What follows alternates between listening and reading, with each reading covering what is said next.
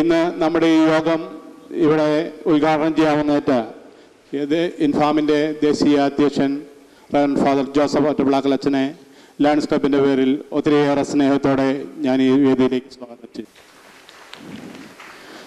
Lion doctor M V Prasad, doctor പ്രസാദിനെ ഒത്തിരിയേറെ സ്നേഹത്തോടെ ഈ വേദിയിലേക്ക് സ്വാഗതം ചെയ്യുന്നു. ലയൺ സജയ് ഇടമരത്തിനെ ഒത്തിരിയേറെ സ്നേഹത്തോടെ ഞാൻ ഈ വേദിയിലേക്ക് സ്വാഗതം ചെയ്യുന്നു. സാധാരണ രീതിയിലുള്ള എക്സസൈസ് വഴിയായിട്ടും ഡോക്ടറെ ചെറിയ മരുന്ന് കൊണ്ടും ഈ രോഗത്തെ ഭേദമാക്കുവാനായിട്ട് സാധിക്കുന്നുണ്ട്. ഡയബറ്റിക് പിടിപെട്ടിട്ടുള്ള 2-3 വർഷമായ ധാരാളം പേർക്ക് ഈ രോഗം ഇല്ലാതായി തീർന്നിട്ടുണ്ട്. ഓക്കെ, അപ്പോൾ ഫാദർ പറഞ്ഞു പുതിയൊരു ചികിത്സാ രീതി എന്ന് പറഞ്ഞു. ചികിത്സാ രീതി പുതിയതൊന്നുമല്ല, പഴയത് തന്നെയാണ്. അതൊരു 10 കൊല്ലം മുമ്പ് തൊട്ടേ എൻ്റെ അടുത്ത് പ്രമേഹ രോഗം മാറി സ്വസ്ഥമായിട്ട് ആളുകൾ നടക്കുന്നുണ്ട് കുറേ. പക്ഷെ ഞാനതൊരു റിസർച്ച് പോലെ കൊണ്ടുനടന്ന് ഇപ്പോൾ ഒരു 10-12 കൊല്ലം കൊണ്ടാണ് ശരിക്കും ഒന്നുകൂടെ നല്ല റിഫൈൻഡ് ആക്കി എടുത്തതെന്ന് മാത്രം.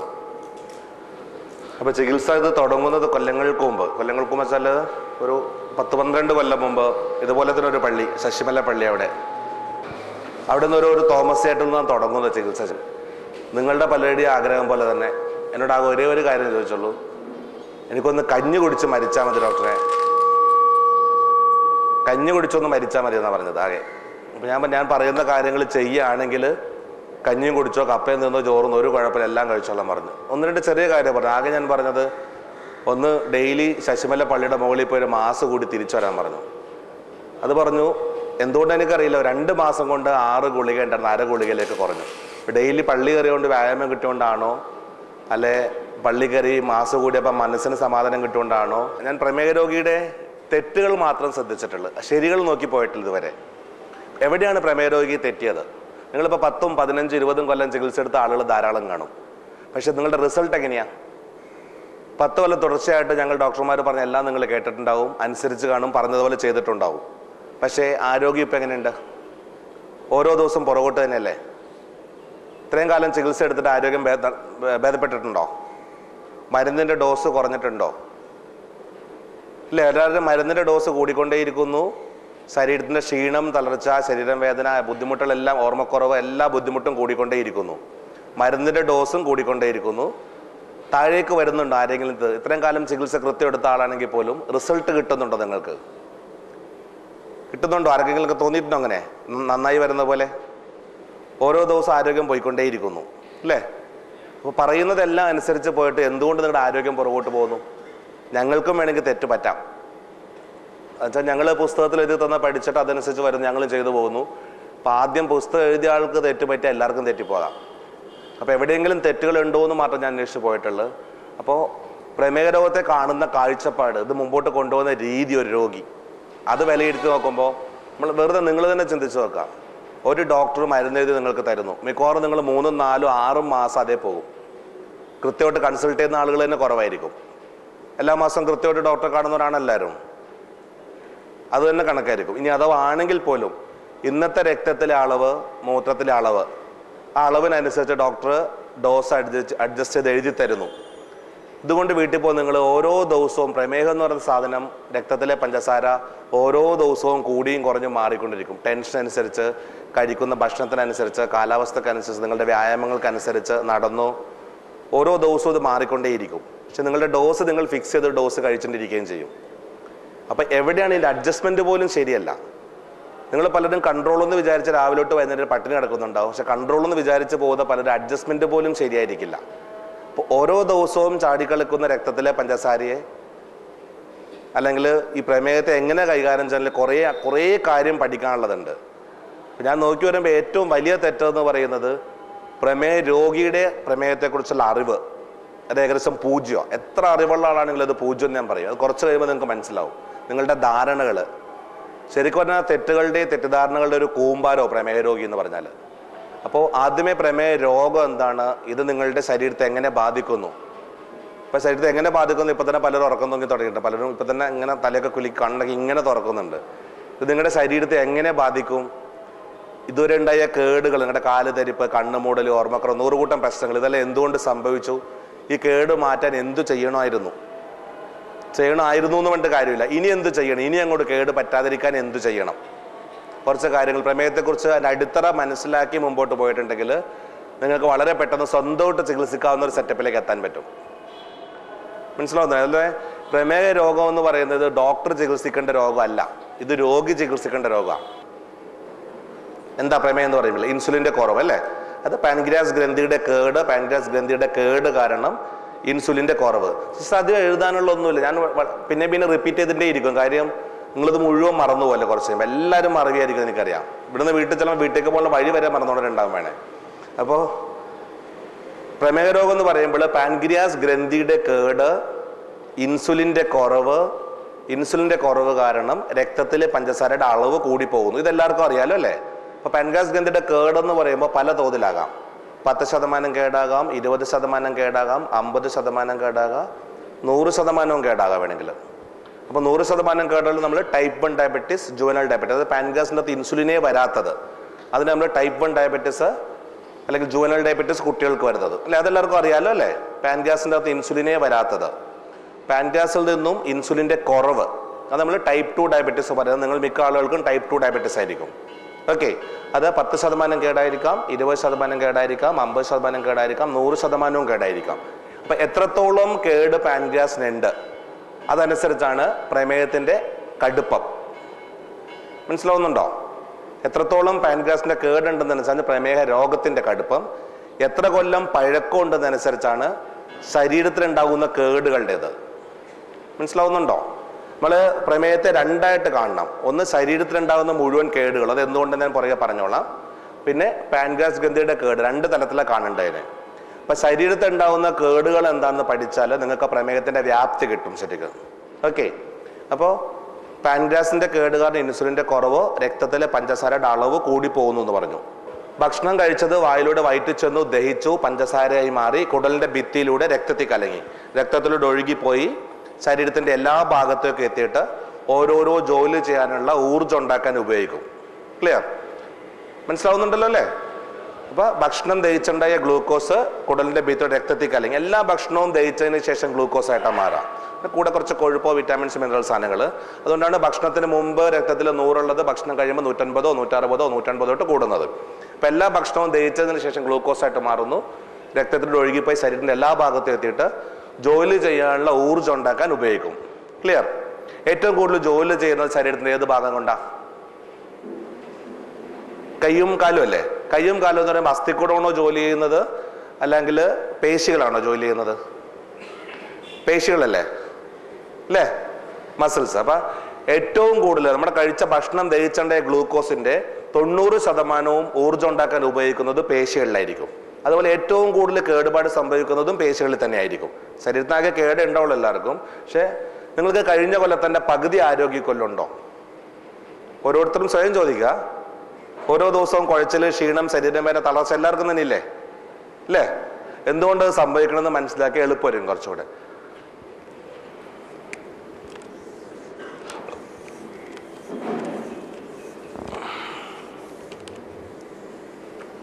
ഇതുപോലെ ഇങ്ങനെ മണ്ണിര പോലെയുള്ള ബാക്കിൽ കാണുന്നുണ്ടല്ലോ അല്ലേ?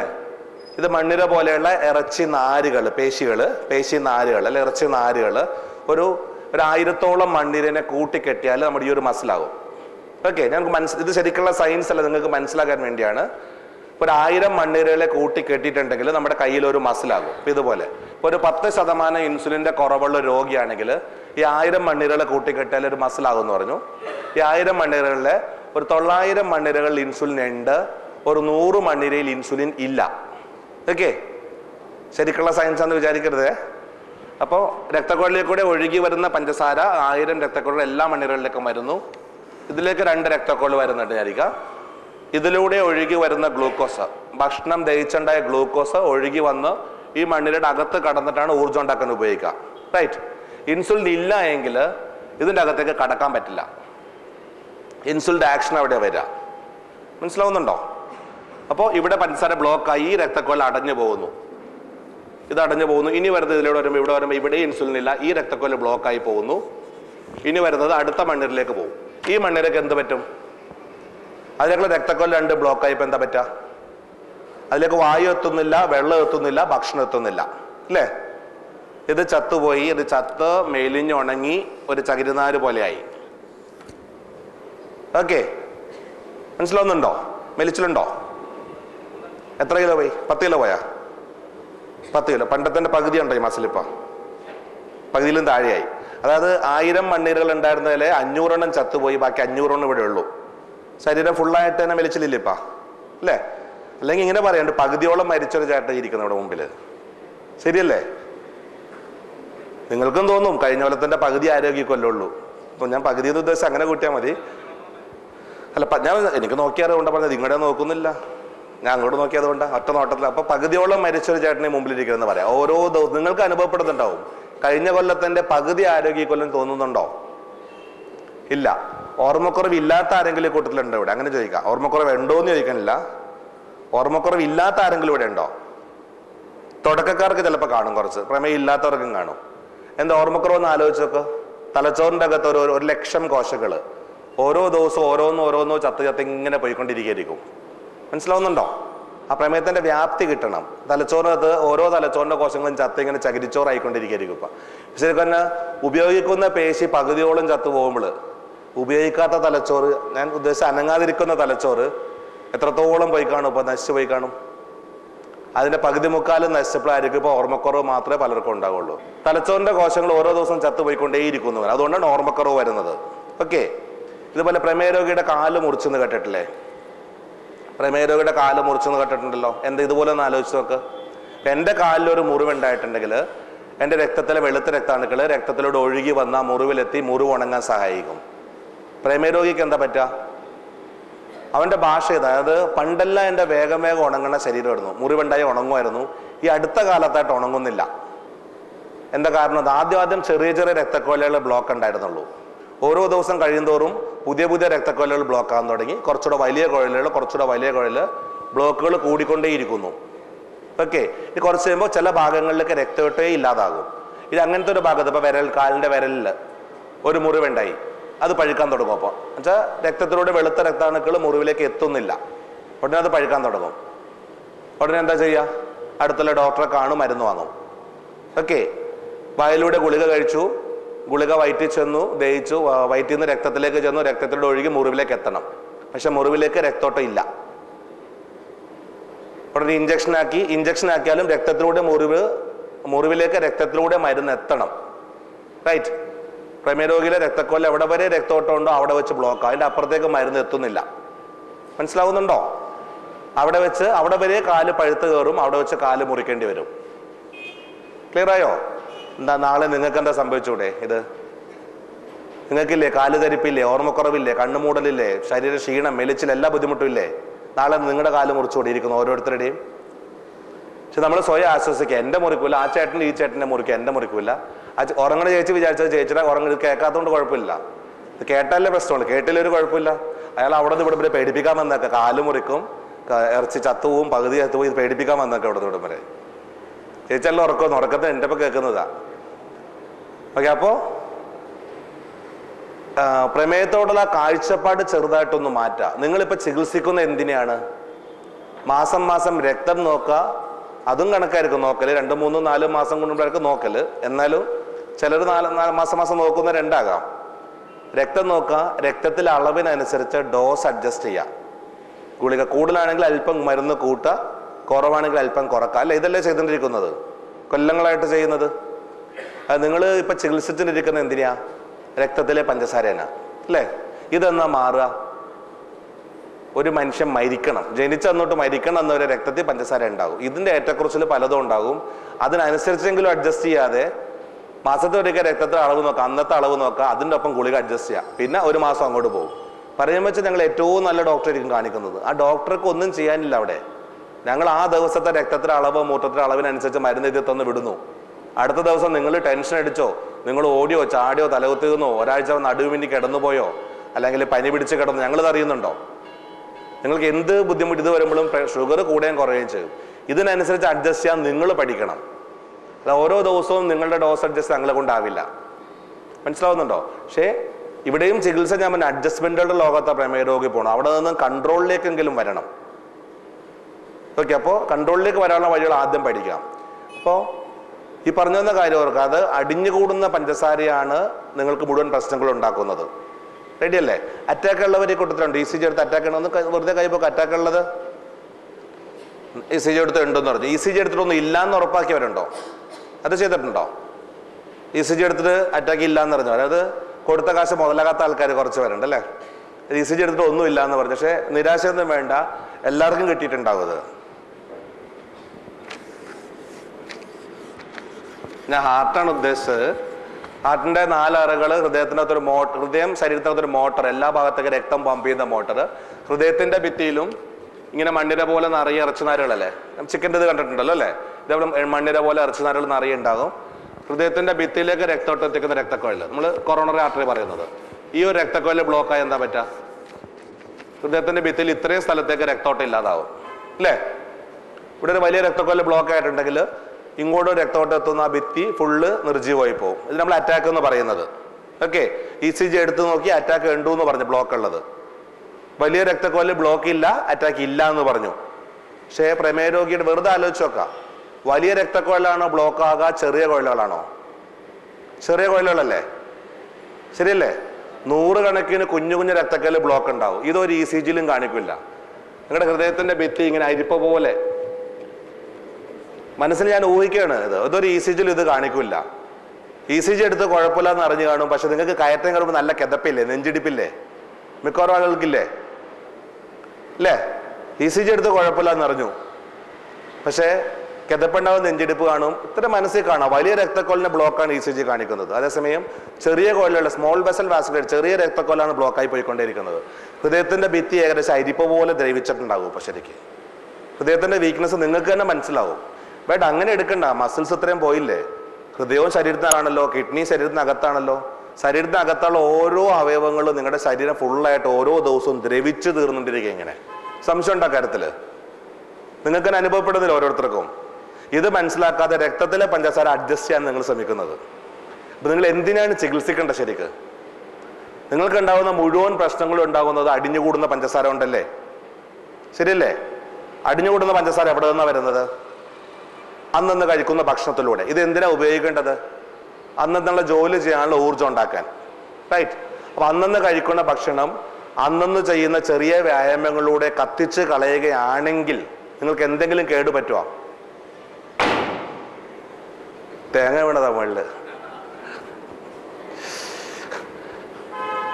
ഓക്കെ, അപ്പോ അന്നന്ന് കഴിക്കുന്ന ഭക്ഷണം അന്നന്ന് കത്തിച്ച് കളഞ്ഞിട്ടുണ്ടെങ്കിൽ നമുക്ക് എന്തെങ്കിലും പേടിക്കാനുണ്ടോ? ശരിക്ക് അടിഞ്ഞുകൂടാൻ വല്ലതും ബാക്കിയുണ്ടോ? നിങ്ങൾ 1 കിലോ ഭക്ഷണം കഴിക്കുന്നു, 1/2 കിലോ ഭക്ഷണം നിങ്ങൾ ദൈനംദിന പ്രവൃത്തികൾ, നടത്തം, സ്പൂൺ പിടിച്ച് ഇളക്കല്, നടത്തം, എല്ലാം കൂടെ കയ്യും കാലിനുള്ള ചെറിയ ചെറിയ വ്യായാമങ്ങളിലൂടെ 1/2 കിലോ ഭക്ഷണം കത്തിച്ച് കളഞ്ഞു. 1 കിലോ ഭക്ഷണം കഴിച്ചു, 1/2 കിലോ ഭക്ഷണം കത്തി തീർന്നു. ബാക്കി 1/2 കിലോ പഞ്ചസാരയായിട്ടും കൊഴുപ്പായിട്ട് അടിയും. അന്നന്ന് കഴിക്കണ ഭക്ഷണം അന്നന്ന് കത്തിച്ചുള്ള കാര്യം. അപ്പോൾ 1 കിലോ ഭക്ഷണം കഴിച്ചു, 1/2 കിലോ കത്തിച്ച് കളഞ്ഞു, ബാക്കി 1/2 കിലോ പഞ്ചസാരയായിട്ടും കൊഴുപ്പായിട്ടും അടിഞ്ഞുകൂടും ശരീരത്തിൽ. പ്രമേയ രോഗിക്ക്, പ്രമേയമില്ലാത്തവർക്ക് കൊഴുപ്പായിട്ട് അടിയുന്ന മേത്ത്. 1 കിലോ ഭക്ഷണം കഴിച്ചു, 1 കിലോയും കത്തിച്ച് കളഞ്ഞാലോ അടിഞ്ഞുകൂടാൻ ബാക്കിയുണ്ടോ? അപ്പൊ ഇനി അങ്ങോട്ട് കേടുപറ്റാതിരിക്കാൻ ചെയ്യേണ്ടത് എന്താ? അന്നന്ന് കഴിച്ച് അന്നന്ന് കത്തിച്ച് കളയാ. ഇനി അടിഞ്ഞുകൂടാൻ പഞ്ചസാര ബാക്കി വെക്കാതെ ചെയ്യാം. 1 കിലോ കഴിച്ച് 1.5 കിലോ കത്തിച്ച് കളഞ്ഞാലോ 1/2 കിലോ അധിക ഊർജം വേണ്ടേ? അതെവിടെ നിന്ന് എടുക്കും? അപ്പോൾ അടിഞ്ഞുകൂടിയ കൊഴുപ്പിനെ പഞ്ചസാരയാക്കി മാറ്റിയിട്ട് അത് ഉപയോഗിക്കും, അടിഞ്ഞുകൂടിയ പഞ്ചസാരേനെ എടുത്ത് ഉപയോഗിക്കാതിരിക്കണം. അപ്പൊ കഴിക്കുന്ന ഭക്ഷണത്തിന്റെ മുകളിലേക്ക് വ്യായാമം ചെന്നിട്ടുണ്ടെങ്കിൽ കൊഴുപ്പും എത്തുന്നത് പോകാൻ തുടങ്ങും, പഞ്ചസാര എടുക്കാൻ തുടങ്ങണം. ഇവിടെ പല ആളുകളും പല സ്ത്രീകളായിരിക്കും കൂടുതലും വണ്ണം കുറക്കാൻ വേണ്ടി ഭയങ്കര പട്ടിണി കിടക്കും. തട്ടിക്കൂട്ടി ഭക്ഷണം ഒന്നും കഴിക്കില്ല, തടിയൊന്നും കുറക്കാൻ എന്താ വഴി? തടി കുറക്കാനുള്ള വഴി അന്വേഷിച്ച് ലോകം മുഴുവൻ നടക്കും. ഈ കഴിക്കുന്ന ഭക്ഷണം കുറച്ചിട്ട് പട്ടിണി കിടന്ന് മാറ്റാൻ നോക്കും. പട്ടിണി കിടന്ന് വണ്ണം കുറച്ചാൽ വണ്ണം കുറയില്ല, കുറയേ ചെയ്യും. ഇങ്ങനെ ശരിക്കും കവിളക്കൊട്ടി കോലം കെട്ട് പോകുന്നത്. പക്ഷെ വണ്ണം കുറക്കണമെങ്കിൽ നിങ്ങൾ കഴിക്കുന്ന ഭക്ഷണത്തിന്റെ മുകളിലേക്ക് വ്യായാമം കൊണ്ടുപോകണം. വ്യായാമം ചെയ്യാതെ ഇത് പോകുമെന്ന് വിചാരിക്കണ്ട. വ്യായാമം ചെയ്ത് ശരീരത്തിൽ അടിഞ്ഞുകൂടിയ കൊഴുപ്പ് കത്തിച്ച് കളയാതെ വണ്ണം കുറക്കാന്ന് ആരും വിചാരിക്കണ്ട. വണ്ണം കുറയണമെങ്കിൽ പട്ടിണി കിടന്നുകൊണ്ട് ഒരിക്കലും കുറയില്ല. മനസ്സിലാവുന്നുണ്ടോ? ഇവിടെ കുറച്ച് തടിച്ച ആൾക്കാരെ കണ്ടോണ്ടേ പറയുന്നതാണ്. ഇപ്പൊ പലരും ബുദ്ധിമുട്ടി കാണും, ആഗ്രഹിക്കുന്നുണ്ടോ അത് കുറക്കാൻ. അപ്പൊ കഴിക്കുന്ന ഭക്ഷണം മുഴുവൻ കത്തി തീർന്ന് എക്സ്ട്രാ എനർജി, അതായത് കൂടുതൽ വ്യായാമം ചെയ്യുമ്പോൾ അടിഞ്ഞുകൂടിയ കൊഴുപ്പെടുത്ത് കത്തിക്കൊള്ളും. അപ്പൊ മാത്രം നിങ്ങളുടെ വണ്ണം കുറയുന്ന പ്രശ്നമുള്ളൂ. ഓക്കെ, അപ്പോൾ 1 കിലോ ഭക്ഷണം കഴിച്ച് 1.5 കിലോ കത്തിക്കുന്ന അവസ്ഥയിലെത്തിയാൽ അധികമുള്ള ഊർജ്ജത്തിന് വേണ്ടിയിട്ട് അടിഞ്ഞുകൂടിയ കൊഴുപ്പിനെയും പഞ്ചസാര എടുത്ത് കത്തിക്കാൻ തുടങ്ങും. അവിടെ നിങ്ങളുടെ ശരീരത്തിന്റെ കേടുമാറാൻ തുടങ്ങും. മനസ്സിലാവുന്നുണ്ടോ? അതായത് വ്യായാമം ചെയ്ത് ശരീരത്തിൽ ഇതുവരെ ഉണ്ടായ കേടുമാറ്റാം, ഇനി കേടങ്ങോട്ട് വരാതെ സൂക്ഷിക്കാം. റൈറ്റ്? ഇപ്പൊ ഫാദർ പറഞ്ഞപ്പോൾ ആദ്യം പറഞ്ഞത് വ്യായാമം ചെയ്ത് ഞാൻ 110 ചെയ്തു, 120 ചെയ്തു, 130 ചെയ്തു, എന്താ നിങ്ങൾക്ക് മനസ്സിലാവില്ല. അതെൻ്റെ ഒരു 10-20 വ്യായാമങ്ങളുണ്ട്, അതൊരു പ്രത്യേക തരത്തിൽ കൊണ്ടുപോകണം. അത് ലാസ്റ്റ് മനസ്സിലായിക്കൊള്ളാം കഴിയുമ്പോൾ. ഇപ്പോൾ വ്യായാമം ചെയ്യുന്നത് ഒരിക്കലും പ്രമേഹം മാറ്റാനല്ല. അതിന് ഏറ്റവും നല്ല ഉദാഹരണം ഫാദർ ഇരുത്തി തന്നെ ഫാദർ തന്നെ ഞാൻ പറയാം. ഫാദറും ഫാദറിൻ്റെ കൂടെ ഒരു ജൂനിയർ ഫാദറും ഉണ്ടായിരുന്നു, 2 സിസ്റ്റർമാരും വന്നിരുന്നു. അവർ ഇവിടെ ഇല്ലല്ലോ അല്ലേ, 3 പേരും ഇല്ല. ഇവർ 4 പേര് എൻ്റെ അടുത്ത് വന്നിരുന്നത്. നമ്മൾ ശരിക്കും എങ്ങനെ പറയാം, അന്ധന്മാർ ആനെ കാണുമ്പോൾ 4 പേരുടെ കഥ പറയുന്ന പോലെ തന്നെയായിരുന്നു അല്ലേ.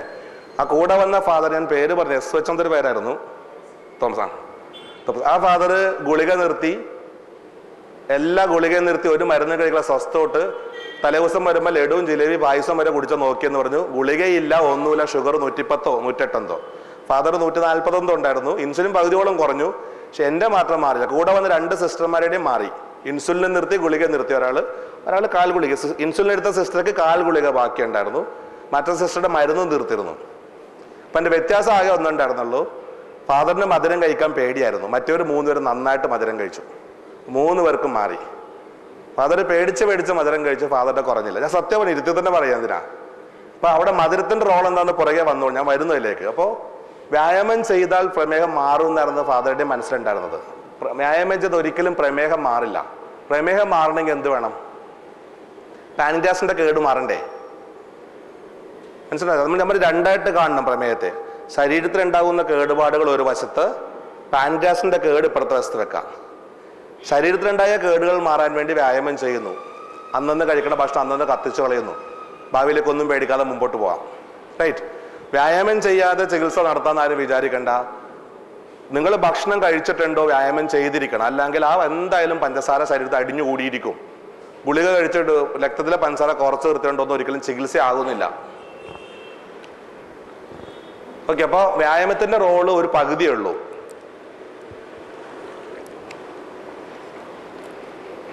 അടുത്ത പകുതിയാണ് ശരിക്ക് ചികിത്സ. അതായത് ക്യൂർ വേണോ വേണ്ടെന്നുള്ളത്, പ്രമേഹം മാറ്റാൻ പറ്റില്ല എന്നുള്ള അവിടെയാണ്. ഓക്കെ, അപ്പോൾ വ്യായാമം ഞാൻ ഇവിടെ കൊണ്ട് നിർത്തുന്നില്ല, പുറകെ വരുന്നു. പ്രമേഹം മാറ്റാൻ വേണ്ടത് അടുത്ത്.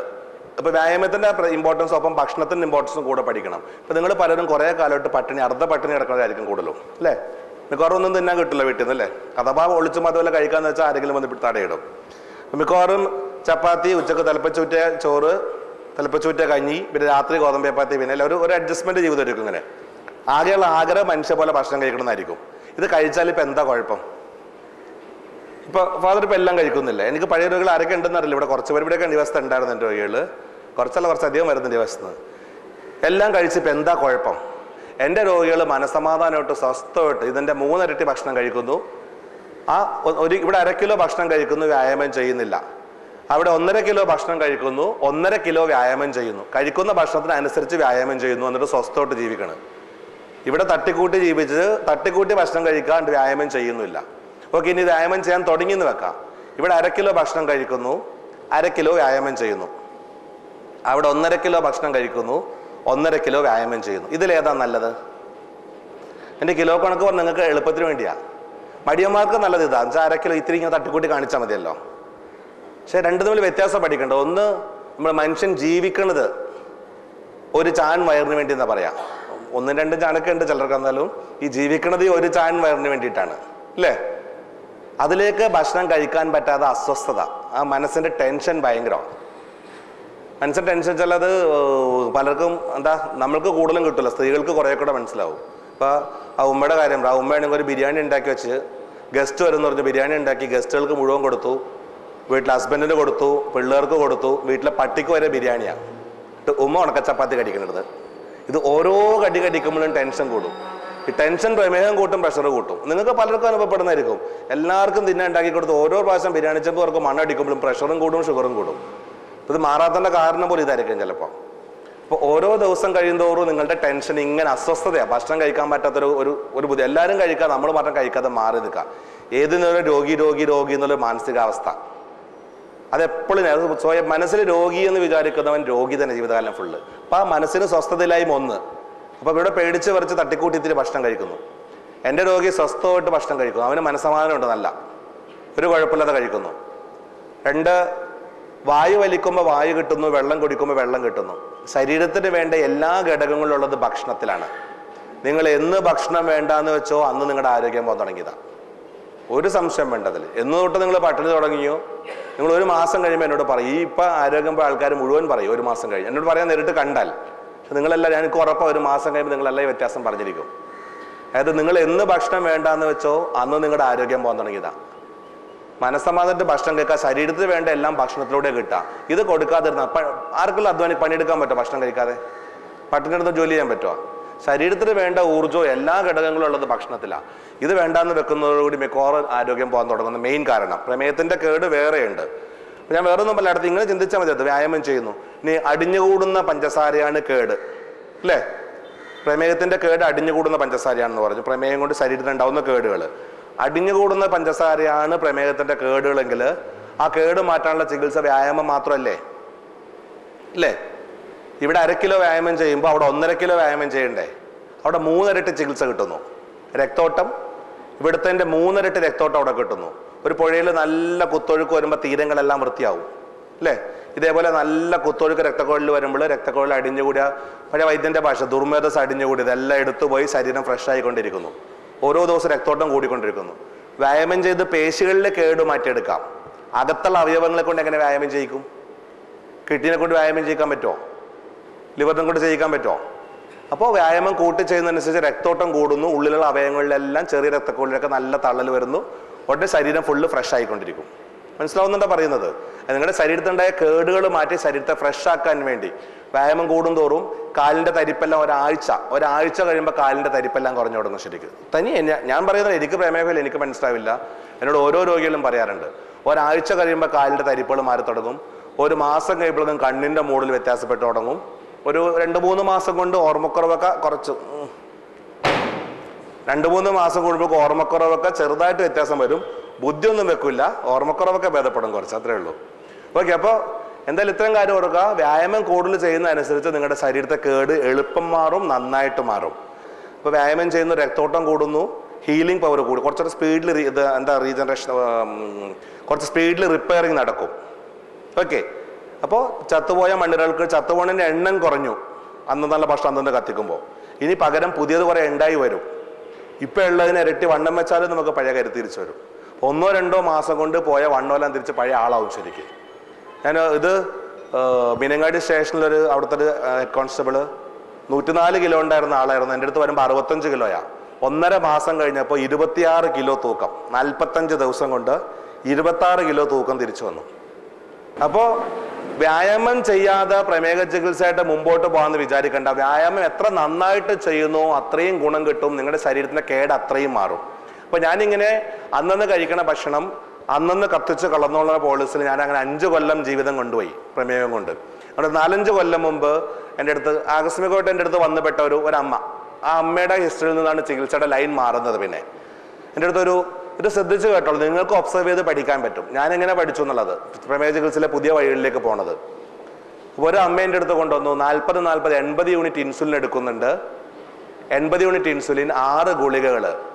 73 വയസ്സുള്ള അമ്മ. Blood sugar 340, urine sugar brick red. 80 unit ഇൻസുലിനും 6 ഗുളികയും എടുത്തിട്ട് 340 രക്തത്തിൽ, മൂത്രത്തിൽ ബ്രിക്ക് റെഡ്. ഈ അമ്മയുടെ കാല് മുറിക്കാൻ തീരുമാനിച്ചു. അവിടെ സർജൻ തീരുമാനിച്ചു. ഈ അമ്മ കഴിക്കുന്നത് രാവിലെ 1 ചപ്പാത്തി, ഉച്ചക്ക് 2 ചപ്പാത്തി, വൈകുന്നേരം മുത്താരിയോ റവേ, 2 കിട്ടിയില്ലെങ്കിൽ 1 ചപ്പാത്തിയും കൂടെ. അപ്പോൾ ഞാൻ പറഞ്ഞ അമ്മ എന്തായാലും ഇത്ര ഇൻസുലിൻ എടുക്കുന്നില്ല, അമ്മ ധൈര്യമായിട്ട് ഭക്ഷണം കഴിച്ചോ. ആ കഴിച്ച് ഭക്ഷണം ദഹിച്ചിട്ടുണ്ടാകുന്ന ഗ്ലൂക്കോസ് കടത്തി വിടാനായിട്ട് ഈ ഇൻസുലിൻ ധാരാളം മതിയാകും. ഭക്ഷണം കഴിച്ചോളൂ. എന്നിട്ട് ചെറുതായിട്ട് കുറച്ച് വ്യായാമം, കുറച്ച് കുഞ്ഞു വ്യായാമങ്ങൾ. 80 യൂണിറ്റ് ഇൻസുലിനും 6 ഗുളികയും കഴിച്ച് ഇത്രയും പട്ടിണി കിടന്നിട്ട് പ്രമേഹം കുറയുന്നില്ല. അതേസമയം 1 ഗ്ലാസ് ചായ മധുരൂട്ട് കുടിച്ചു, ഷുഗർ കുറഞ്ഞു പോയിട്ട് ബോധം കെട്ട് വീണു. എന്ത് സംഭവിച്ചു കാണണം? പാൻക്രിയാസിനകത്ത് കുറേ ഇൻസുലിൻ പുറത്തേക്ക് ചാടി കാണണം, അല്ലേ? അല്ലാതെ ഇത്രയും പെട്ടെന്ന് കുറയാൻ വഴിയില്ല. അപ്പോൾ വായിലൂടെ പെട്ടെന്ന് മധുരം ചെന്നപ്പോഴേക്കും ആ അമ്മ ഉറക്കത്തിൽ നിന്ന് എണീറ്റപ്പോൾ ഞെട്ടി ചുറ്റും നോക്കുമ്പോൾ കുറേ പഞ്ചസാരയാണ്. അപ്പോൾ വയറ്റിൽ നിന്ന് ആരോ ദൂതൻ ചെന്നു പാൻക്രിയാസിനോട് പറഞ്ഞാടാ കുറേ പഞ്ചസാര വന്നിട്ടുണ്ട്, കുറേ ഇൻസുലിൻ ചാടിക്കണമെന്ന് മെസ്സേജ് കൊടുത്താണ്. പാൻക്രിയാസിനകത്ത് ഇൻസുലിൻ കുറേ സ്റ്റോക്ക് ഉണ്ടായിരുന്നു കാണണം, അതെല്ലാം കൂടെ പുറത്തേക്ക് ചാടി കാണണം, ഇല്ലേ? ഇനി ആ പാൻക്രിയാസിനകത്ത് ഇൻസുലിൻ ഉണ്ടായിരുന്നു, പക്ഷെ എന്തുകൊണ്ടത് പുറത്തേക്ക് ചാടിയില്ല? പാൻക്രിയാസ് എന്തിനുള്ളതാ? വായിലൂടെ കഴിക്കുന്ന ഓരോ ഭക്ഷണത്തിനകത്തുള്ള ഗ്ലൂക്കോസിന്റെ തോതിനനുസരിച്ച് ഇൻസുലിൻ ചാടിക്കാനുള്ള അവയവമാണ്. ഞാൻ പറഞ്ഞു ചെറുതായിട്ട് മധുരമായിട്ട് തുടങ്ങുക, പതുക്കെ പതുക്കെ സാധാരണ മധുരത്തിലേക്ക് വരാൻ പറഞ്ഞു. അങ്ങനെ പറഞ്ഞു 1-2 ആഴ്ച കഴിയുമ്പോൾ കാണാം മധുരം കഴിച്ച ആൾക്കാർക്ക് എല്ലാം കുറയാൻ തുടങ്ങി. അപ്പോൾ ഞാൻ പറഞ്ഞു മധുരം കഴിച്ചോളൂ, എന്നിട്ട് അതിനനുസരിച്ച് വ്യായാമം ചെയ്താൽ മതി. അങ്ങനെ അന്നന്ന് കഴിക്കുന്ന ഭക്ഷണം കത്തിത്തീരാനുള്ള വ്യായാമം ഇപ്പോൾ 50 എണ്ണം ആണെങ്കിൽ അതിൻ്റെ മുകളിലേക്ക് ഒരു 60, 70, 80, 100 വ്യായാമം ചെയ്യുന്ന ആൾക്ക് എന്തും കഴിച്ചൂടെ, അല്ലേ? ഇപ്പോൾ ഒരു പ്രമേഹ രോഗി ലഡു കഴിച്ചാൽ എന്താ പറ്റുക? പ്രമേഹ രോഗി ലഡു കഴിച്ചു, ഞാനൊരു ലഡു കഴിച്ചു, 100 ഇൻസുലിൻ ചാടി, എൻ്റെ ഷുഗർ കൂടുന്നില്ല, റൈറ്റ്? പ്രമേഹ രോഗി ഒരു ലഡു കഴിച്ചു, 50 ഇൻസുലിനെ ചാടിയുള്ളു, രക്തത്തിലെ പഞ്ചസാര കൂടുമല്ലോ. ഇത് രക്തത്തിലെ കൂടിയോണ്ട് നമുക്കിപ്പോൾ എന്താ സംഭവിക്കാൻ പോകുന്നത്? ഇത് അടിഞ്ഞു കൂടുമ്പോഴല്ലേ പ്രശ്നങ്ങളുള്ളൂ, അല്ലേ? അത് വ്യായാമം ചെയ്താൽ പഞ്ചസാരയെ കത്തിച്ച് കളയാം, അടിഞ്ഞുകൂടാൻ വിടാതിരിക്കുക. വീണ്ടും ലഡു കഴിക്കുക, രക്തത്തിലെ പഞ്ചസാര കൂട്ടുക, പിന്നെയും കത്തിച്ച് കളയുക, പിന്നെയും ലഡു കഴിക്കുക, രക്തത്തിലെ പഞ്ചസാര കൂട്ടുക, കത്തിച്ച് നാരായണ പണി, കല്ലുരുട്ടി മോളിൽ കേട്ടാൽ താഴേക്ക് ഇടുക, അല്ലേ? ഇതേപോലെ ചെയ്ത് ഇതിലേക്ക് എന്തോ കണ്ടുപഠിക്കാനുണ്ട്. ഇത് നമ്മുടെ പാൻക്രിയാസ് കണ്ടുപഠിക്കുന്നുണ്ടാവും. അതായത് ഒരു ലഡു വായിലൂടെ ചെന്നിട്ടുണ്ടെങ്കിൽ അതിൽ നിന്ന് ഗ്ലൂക്കോസ് അധികമുണ്ട്, ഇത് കുറക്കാൻ 50 ഇൻസുലിൻ പോരാ, കുറച്ചുകൂടെ വേണമെന്ന് പാൻക്രിയാസ് പഠിക്കും. മൂക്കി പൊടി പോയാൽ നമ്മൾ തുമ്മും, അല്ലെ, കളയാൻ വേണ്ടി. കണ്ണി പൊടി പോയാൽ വെള്ളം വരും, ശ്വാസോസ്ഥി പറ്റാത്ത എന്നിട്ടുണ്ടെങ്കിൽ ചുമക്കും, വയറ്റിൽ പറ്റാത്ത എന്നാൽ ഛർദ്ദിക്കും, താഴേക്ക് എന്നാൽ ഡയറി പിടിക്കും, അല്ലെ ഒഴിച്ചിൽ പിടിച്ച് കുടൽ ക്ലിയർ ചെയ്യും, മുള്ളു കുത്തിയിരുന്ന് എടുത്ത് കളഞ്ഞില്ല കുത്തിപ്പഴുത്ത് പോകും, അല്ലേ? പ്രമേയം കൂടുമ്പോൾ എങ്ങനെയാ? നിങ്ങളുടെ ദാഹം കൂടും, നിങ്ങളെ കൊണ്ട് കൂടുതൽ വെള്ളം കുടിപ്പിച്ച് കൂടുതൽ മൂത്രം ഒഴിപ്പിക്കും. ഇതൊക്കെ അങ്ങേര് തീരുമാനിച്ചാൽ അധികമുള്ള പഞ്ചസാര പുറത്തേക്ക് കളയാനുള്ള വഴിയാണ് മൂത്രം. മനസ്സിലാവുന്നത്? അപ്പോൾ പ്രമേയം കൂടുമ്പോൾ നിങ്ങളുടെ ദാഹം കൂട്ടി വെള്ളം കുടിപ്പിച്ച് ശരിക്കും മൂത്രം ഒഴിപ്പിക്കും, ഇത് അധികമുള്ളത് കളയാൻ വേണ്ടി. ഇതേപോലെ വായിലൂടെ ലഡു ചെല്ലുമ്പോൾ അതിനനുസരിച്ച് പാൻക്രിയാസ് പ്രതികരിച്ചേ പറ്റൂ, പ്രതികരിക്കും. വേണ്ട, നിങ്ങളുടെ വീട്ടിലെ കുട്ടികളെ ആലോചിച്ചാൽ മതി. ആദ്യത്തെ മഴ കൊള്ളുമ്പോൾ കുട്ടികൾക്ക് പനി പിടിക്കുമല്ലോ, ഒരു 5-6 മഴ കൊണ്ടു കഴിഞ്ഞാലോ പിന്നെ വല്ല കുഴപ്പമുണ്ടാവുക? ഇത് കഴിഞ്ഞാൽ തലകുത്തി മറിഞ്ഞാലും അവന് ജലദോഷം പിടിക്കില്ല, പനിയും പിടിക്കില്ല. ഇത് തന്നെ ആദ്യം ലഡു ചെല്ലുമ്പോൾ ചിലപ്പോൾ പാൻക്രിയാസ് ശരിക്കും പ്രതികരിക്കുന്നില്ല, കൂടും ഷുഗർ. അത് വ്യായാമം ചെയ്ത് കത്തിച്ച് തടിയെ പിടിക്കാതെ നോക്കാം. ഇപ്പം എൻ്റെ സയൻസിൻ്റെ പുതിയ ഇത് വന്നു, ചെറുകുടലിലെ GLP-1 പറഞ്ഞ ഹോർമോൺ, ഇൻക്രെറ്റിൻ ഹോർമോൺസ് ഉണ്ട് ചെറുകുടലിൽ. വായിലൂടെ ചെല്ലുന്ന ഗ്ലൂക്കോസ് അടങ്ങിയ ഭക്ഷണങ്ങളാണ് അതിൻ്റെ സ്റ്റിമുലേഷൻ. ഈ GLP-1 പാൻക്രിയാസിൽ പോയിട്ട് അവിടെ നിന്ന് കൂടുതൽ ഇൻസുലിൻ പുറത്തേക്ക് ചാടിക്കും, ബീറ്റാ സെൽ മാസ് കൂട്ടും. ബീറ്റാ സെൽ മാസ് കൂട്ടിച്ച ബീറ്റാ സെൽസ് പാൻക്രിയാസിൻ്റെ അകത്തു നിന്നും ഇൻസുലിൻ പുറപ്പെടുവിക്കുന്ന കോശങ്ങളാണ് ബീറ്റാ സെൽസ്, ഇൻസുലിൻ ഉണ്ടാക്കുന്നത്. ഓക്കെ, അപ്പോൾ ഈ GLP-1 ബീറ്റാ സെൽസിന്റെ അളവ് കൂട്ടും, നശിച്ചുപോയ ബീറ്റാ സെൽസിനെ ഉണ്ടാക്കിയെടുക്കും. മനസ്സിലാവുന്നുണ്ടോ? ബീറ്റാ സെൽസ് ആണ് പാൻക്രിയാസ് ഇൻസുലിൻ ഉണ്ടാക്കുന്ന കോശങ്ങൾ. അപ്പൊ പുതിയ ബീറ്റാ സെൽസ് ഉണ്ടായി വരുമെന്നുണ്ടെങ്കിൽ പ്രമേഹം മാറൂലേ? മനസ്സിലാവുന്നുണ്ടോ പറയുന്നത്? അപ്പൊ ആ പ്രതീക്ഷയിലാണ് ഞാൻ മധുരം കഴിച്ചോളാൻ പറഞ്ഞത്. അങ്ങനെ പതുക്കെ പതുക്കെ പതുക്കെ പതുക്കെ ഓരോരുത്തരുടെയും പാൻക്രിയാസ് കൂടുതൽ ജോലി ചെയ്യാനും തുടങ്ങുന്നു. അങ്ങനെ പതുക്കെ പതുക്കെ ബീറ്റാ സെൽസ് കൂടുതൽ ഉണ്ടായി വന്നു, മാറി തുടങ്ങി. ഇപ്പോൾ എൻ്റെ അടുത്ത് 2000-ലധികം രോഗികൾ ഒരു മരുന്നും കഴിക്കാതെ സ്വസ്ഥോട്ട് ജീവിക്കുന്നുണ്ട്. മനസ്സിലാവുന്നുണ്ട്? അപ്പോൾ അടുത്ത ചോദ്യം വരുന്നത്, ജീവിതകാലം ഫുള്ള് വ്യായാമം ചെയ്തുകൊണ്ടിരിക്കണ്ടേ? അല്ലേ? ഓരോരുത്തരും ഓരോ സ്റ്റെപ്പിലും കടന്നു പറയണം നമ്മളിങ്ങനെ. ജീവിതകാലം ഫുള്ള് വ്യായാമം ചെയ്യേണ്ട എന്നും വ്യായാമം നിർത്തിയാലും തിരിച്ചു വരില്ല എന്ന് തന്നെ വേറെ ആൾക്കാർ പഠിപ്പിച്ചെന്ന് പുറകെ. ഇപ്പം അടുത്ത കാലത്ത് ഒരു കൊല്ലം മുമ്പ് പ്രമേഹം മാറുക എന്ന് പറയുമ്പോൾ 2 തലത്തിൽ ചിന്തിക്കണം. ഒന്ന്, പാൻക്രിയാസിന്റെ കേട് മാറ്റണം പ്രമേഹം മാറ്റാൻ. 2, ശരീരത്തിലുണ്ടായ മുഴുവൻ കേടുകൾ മാറ്റണം. ശരീരത്തിലുണ്ടായ കേടുകൾ മുഴുവൻ മാറ്റാൻ ഉള്ള ഏക മരുന്ന് വ്യായാമം മാത്രമാണ്, റൈറ്റ്? പാൻക്രിയാസിന്റെ കേട് മാറ്റാനുള്ള ഏക പണി പാൻക്രിയാസിനെ കൊണ്ട് വ്യായാമം ചെയ്യിപ്പിക്കുക, അതായത് അതിൻ്റെ പണിയെടുപ്പിക്കുക. വായിലൂടെ പലതരം മധുരങ്ങൾ കഴിച്ച് അതിനനുസരിച്ച് പാൻക്രിയാസിനെ കൊണ്ട് പണിയെടുപ്പിക്കുക. പാൻക്രിയാസ് അതനുസരിച്ച് പണിയെടുക്കാത്തത് കൊണ്ട് ആണ് പ്രമേഹം. അപ്പം ഷുഗർ കൂടും, അത് വ്യായാമം ചെയ്ത് കത്തിച്ചു കളയാം. ഞാൻ ഭക്ഷണമൊക്കെ കഴിച്ചു തുടങ്ങി, വ്യായാമം സാറിനെ കണ്ടിട്ട് തുടങ്ങാമെന്ന് വിചാരിച്ച്. വ്യായാമം തുടങ്ങാൻ കബഡി നിർത്തണം, തീറ്റ ഇപ്പം എല്ലാം തട്ടി തുടങ്ങി കാണും. പിന്നെ ചില ആൾക്കാരുണ്ട്, വ്യായാമം ഞാൻ 200 എത്തിയ സാറേ, മധുരം സാറിനെ കണ്ട് തുടങ്ങാമെന്ന് വിചാരിച്ചു. 2നും റിസൾട്ട് ഇല്ല. പക്ഷെ 2നും കൃത്യമായിട്ട് ചെയ്യുന്ന ആൾക്കാർക്ക് റിസൾട്ട് ഉണ്ടാവും. എൻ്റെ അനുഭവം പഠിച്ചത്, നിങ്ങളെ പട്ടിണിക്കിടണോണ്ടോ നിങ്ങളുടെ പ്രമേയം കൂടുന്നത്. മനുഷ്യ പോലെ ഭക്ഷണം എന്തിന് വെറുതെ നിങ്ങൾ തന്നെ അങ്ങാടി കാണും, ഒന്നും കൂസാതെ വയറ് നിറച്ച് തട്ടിവിട്ട് എല്ലാ ഭക്ഷണവും കഴിച്ച് വൈകുന്നേരം ഒരു പൈൻ്റ് അടിച്ച് വീട്ടിൽ പോണ രോഗിയുണ്ട് ഇവിടെ, ഇല്ലേ? അവന് ഒരു കുഴപ്പമില്ല. ആരും പൈൻ്റ് മേടിച്ച് പോകേണ്ടതും കേട്ട് തലയൊക്കെ കുലിക്കട്ടെ ഓരോരുത്തർ. എന്നുവെച്ചാൽ ആ രോഗിക്ക് ഒരു പ്രശ്നമില്ല, കാരണം അവന് മനസ്സമാധാനം ഉണ്ട്, നല്ലോണം ഭക്ഷണം കഴിക്കുന്നു. അതേസമയം പേടിച്ച് വിറച്ച് ഇൻസുലിൻ കുത്തി പട്ടിണി നടക്കുന്ന ആൾക്കാർ ഓരോ മെലിഞ്ഞുണങ്ങി എണീറ്റിക്കാൻ ജീവനില്ലാതെ ഇങ്ങനെ ഇരിക്കും എന്ന് പറഞ്ഞ് ഞാൻ ഉഴപ്പാൻ വേണ്ടിയില്ല പറയുന്നത്. അവൻ ധൈര്യമായിട്ട് ഒന്നും കൂസാതെ പോകുന്നു, അവന് മനസ്സമാധാനം ഉണ്ട്, നല്ലോണം ഭക്ഷണം കഴിക്കുന്നുണ്ട്. പിന്നെ ഭക്ഷണം കഴിച്ച ആരോഗ്യമുണ്ട്, അവൻ അധ്വാനിക്കുകയും ചെയ്യും പോയിട്ട്. വൈകുന്നേരം സ്മോൾ മേടിക്കാനുള്ള പൈസ ഉണ്ടാക്കണ്ട, അതിനുവേണ്ടി അവൻ അധ്വാനിക്കും പോയിട്ട്. അപ്പോൾ അവന് മറ്റവൻ പേടിച്ച് എനിക്ക് വയ്യെന്ന് പിന്നെ വളഞ്ഞു കുത്തിങ്ങനെ മൂലയ്ക്ക് ഇരിക്കും, സ്വന്തം കുഴിയിലേക്ക് വേഗം വേഗം പോയിക്കൊണ്ടിരിക്കും. ഓക്കെ, അപ്പോൾ 2 കാര്യം ചിന്തിച്ചോളാം. 1 വ്യായാമം, 2 ഭക്ഷണം. പിന്നെ ഞാൻ ഒബ്സർവ് ചെയ്ത് പോകുമ്പോൾ ഇങ്ങനെ ശരിക്കും പ്രമേയ രോഗി എന്ന് പറയുന്നത് തെറ്റുകളുടെ വലിയൊരു കൂമ്പാരോ, ശരിക്കും മുഴുവൻ തെറ്റുകളേ ഉള്ള അവരുടെ രീതിയിൽ, ഈ വന്നുകൊണ്ടിരിക്കുന്ന രീതിയിൽ. ഞങ്ങൾ ഡോക്ടർമാരാരും കുറ്റം പറയേണ്ടതിൽ ഞങ്ങളെ പഠിപ്പിച്ചെന്ന രീതി അതാ. ഞാൻ ഫുൾ ടൈം ഇത് തന്നെ ഒബ്സർവ് ചെയ്ത് കഴിഞ്ഞ 10 കൊല്ലത്തോളോട്ട് പ്രമേയ രോഗികളിൽ മാത്രം ശ്രദ്ധിച്ചുകൊണ്ടിരിക്കുക. അപ്പോൾ ഞാൻ കണ്ടുപഠിച്ച കുറേ തെറ്റുകൾ തിരുത്തലാണ് ചെയ്തിരിക്കുന്നത്, അല്ലാതെ പുതിയതായിട്ട് വലുതായിട്ട് ഒന്നും ഇതിലില്ല. ഉണ്ട് ചെറുതൊക്കെ, അത് ഈ മധുരം കഴിക്കണം എന്നുള്ളത് അവസാനം അനുഭവത്തിൽ നിന്ന് കിട്ടുന്നതാണ്. ഭക്ഷണത്തിലെ ചിട്ടയില്ലായ്മ കളയുക, അത് കൃത്യത പഠിക്കുക. ഭക്ഷണത്തിൽ കാലത്തെ 8 മണിക്ക് ഗുളിക കഴിച്ചാൽ 8:30 മണിക്ക് ഭക്ഷണം, എല്ലാവരും കഴിക്കുന്ന അതേ ഭക്ഷണം, നിർബന്ധമായിട്ടും കഴിച്ചിട്ട് എല്ലാവരും കഴിക്കുന്ന അതേ ഭക്ഷണം. ഭക്ഷണം മാറ്റി നിങ്ങൾക്ക് സ്പെഷ്യൽ ഭക്ഷണം ഉണ്ടാക്കി കഴിച്ചാൽ നിങ്ങൾ സ്വയം പറയുക, ഞാൻ രോഗിയാണ് രോഗിയാണ് രോഗിയാണെന്ന് സ്വയം പറയുക. മനസ്സിലാവുന്നുണ്ടോ ഈ ചിന്ത? അത് മാനസിക രോഗം. ശരിക്ക് മനസ്സുകൊണ്ട് എപ്പോഴും രോഗി രോഗി രോഗി എന്ന് വിചാരിക്കുന്ന ഒരാളുടെ രോഗം എങ്ങനെ മാറാനാ? ക്ലിയർ ആവുന്നുണ്ടോ പറയുന്നത്? അപ്പൊ ആദ്യമേ മനസ്സമാധാനമായിട്ട് ഭക്ഷണം കഴിക്കാൻ തുടങ്ങി. എന്തിനാ പേടിക്കേണ്ട ആവശ്യം? നിങ്ങൾ കഴിക്കുന്ന ഭക്ഷണം അതിനനുസരിച്ച് വ്യായാമം ചെയ്ത് കളഞ്ഞാൽ പോരെ, പിന്നെ എന്താ പേടിക്കേണ്ട ആവശ്യമുള്ളത്? ഇത് മാത്രം വ്യായാമമായിട്ട് ഇരുന്നേക്കരുത്. ഇത് മാത്രം വ്യായാമമായിട്ട് ഇരുന്നാൽ ചിലപ്പോൾ വിവരം അറിയും. ഓക്കെ, 8 മണിക്ക് ഗുളിക കഴിക്കുന്നു, 8:30 മണിക്ക് ഭക്ഷണം കഴിക്കുന്നു, ഉച്ചക്ക് 1 മണിക്ക് ഗുളിക കഴിക്കുന്നു, 1:30ക്ക് ഭക്ഷണം കഴിക്കുന്നു. എല്ലാവരും കഴിക്കുന്നു അതേ ഭക്ഷണം, ഇറച്ചിയോ മുട്ടയോ പാലോ മീനോ എന്തായിക്കോട്ടെ, അത് നിങ്ങളും കഴിച്ചിരിക്കണം. ഭക്ഷണം എല്ലാവരുടെയും ശരീരത്തിന് വേണ്ടതാ. ഭക്ഷണം കഴിച്ചില്ലെങ്കിൽ ആരോഗ്യം പോയിക്കൊണ്ടേയിരിക്കും ഓരോ ദിവസം. ഓക്കെ, രാത്രി 8 മണിക്ക് ഗുളിക കഴിക്കുന്നു, 8:30 മണിക്ക് ഭക്ഷണം കഴിച്ചിരിക്കണം. അതും എല്ലാവരും കഴിക്കുന്ന അതേ ഭക്ഷണം, ചപ്പാത്തിയോ ഗോതമ്പോ മുത്താരി ഉണ്ടാക്കാൻ നടക്കരുത്. അത് ചെയ്യുന്തോറും നിങ്ങൾ സ്വയം രോഗി എന്ന് പറയാം. മനസ്സിലാവുന്നുണ്ടോ പറഞ്ഞപ്പോ? അപ്പൊ ഒരേ ഡോസ് ഗുളികയേക്കാൾ പ്രാധാന്യം കൊടുക്കുക, ഒരേ ഡോസ് ഭക്ഷണം അത് കഴിയുന്നതും സമയത്തും കാലത്തും കഴിക്കാം. എന്തും കഴിക്കാം, പക്ഷെ വലിച്ചു വാരി കഴിക്കരുത്. കല്യാണമൊന്നും കഴിക്കരുത് പോയിട്ട് എന്തും കഴിക്കാന്ന് പറഞ്ഞിട്ട് സമയത്തും കാലത്തും ഭക്ഷണം കഴിക്കാൻ ശീലിച്ചേ പറ്റൂ. മനസ്സിലാവുന്നുണ്ടോ പറഞ്ഞത്? അപ്പൊ ചിട്ടയായ ഒരു സമയത്ത് ഇത് മാത്രം. ഇനി 11 മണിക്ക് ചായയും കടിയും വേണോ? കഴിച്ചോളൂ എല്ലാ ദിവസവും. ഒരു ദിവസം കഴിക്കുക, ഒരു ദിവസം കഴിക്കാതിരിക്കൽ ഒഴിവാക്കുക കഴിയുന്നതും. വൈകുന്നേരം 5 മണിക്ക് വേണോ? കഴിച്ചോ. ഒരു ദിവസം ഒരു ബിസ്ക്കറ്റ്, പിറ്റേ ദിവസം 2 കിലോ കപ്പ, അത് ചെയ്തേക്കരുത്. ഒരു മയത്തിൽ കഴിക്കുക, അവനവന്റെ വയറാണെന്ന് വിചാരിച്ച് കഴിക്കുക. മനസ്സിലാവുന്നുണ്ടോ? അപ്പോൾ 24 മണിക്കൂർ കൊണ്ട് കഴിക്കുന്ന ഭക്ഷണം 24 മണിക്കൂർ കൊണ്ട് കത്തിച്ചു കളഞ്ഞാൽ മതി. നിങ്ങളുടെ ഇഷ്ടത്തിന് കഴിച്ചോളൂ. നിങ്ങളുടെ വയറിന് എന്ത് വേണമെന്നുള്ള സ്വാതന്ത്ര്യം നിങ്ങൾക്ക് തരാം. വ്യായാമം ചെയ്യാൻ പിന്നെ പലർക്കും സമയമില്ല, ഭയങ്കര തിരക്കായിരിക്കും. തന്നെ ഒരു തിരക്കെന്ന് പറഞ്ഞാൽ നിന്ന് തീരാൻ സമയമില്ലാത്ത ആൾക്കാരെ ഭൂമിയിൽ എല്ലാവരും തന്നെ. എങ്ങോട്ടാ തിരക്കിട്ട് ഓടണമെന്നറിയോ? സ്വന്തം കുഴിയിലേക്കാണ്. എന്നാൽ വ്യായാമം ചെയ്തല്ലേ നിങ്ങളുടെ കാര്യം പറ്റാതെ, അത് ഒരു സംശയം വേണ്ട. ഇവിടുത്തെ കളക്ടർ ഉണ്ടെപ്പോൾ ഞാൻ അങ്ങനെ പറയുള്ളത്. അത് വ്യായാമം ചെയ്യാതെ എങ്ങോട്ട് കൊടുത്ത പ്രമേയ രോഗി ഒരു കാര്യമില്ല, എവിടെ പോയാലും നിങ്ങൾക്ക് രക്ഷയില്ല. അത് അന്നന്ന് കഴിക്കണ ഭക്ഷണം അന്നന്ന് വ്യായാമം ചെയ്ത് കളഞ്ഞേ തീരൂ.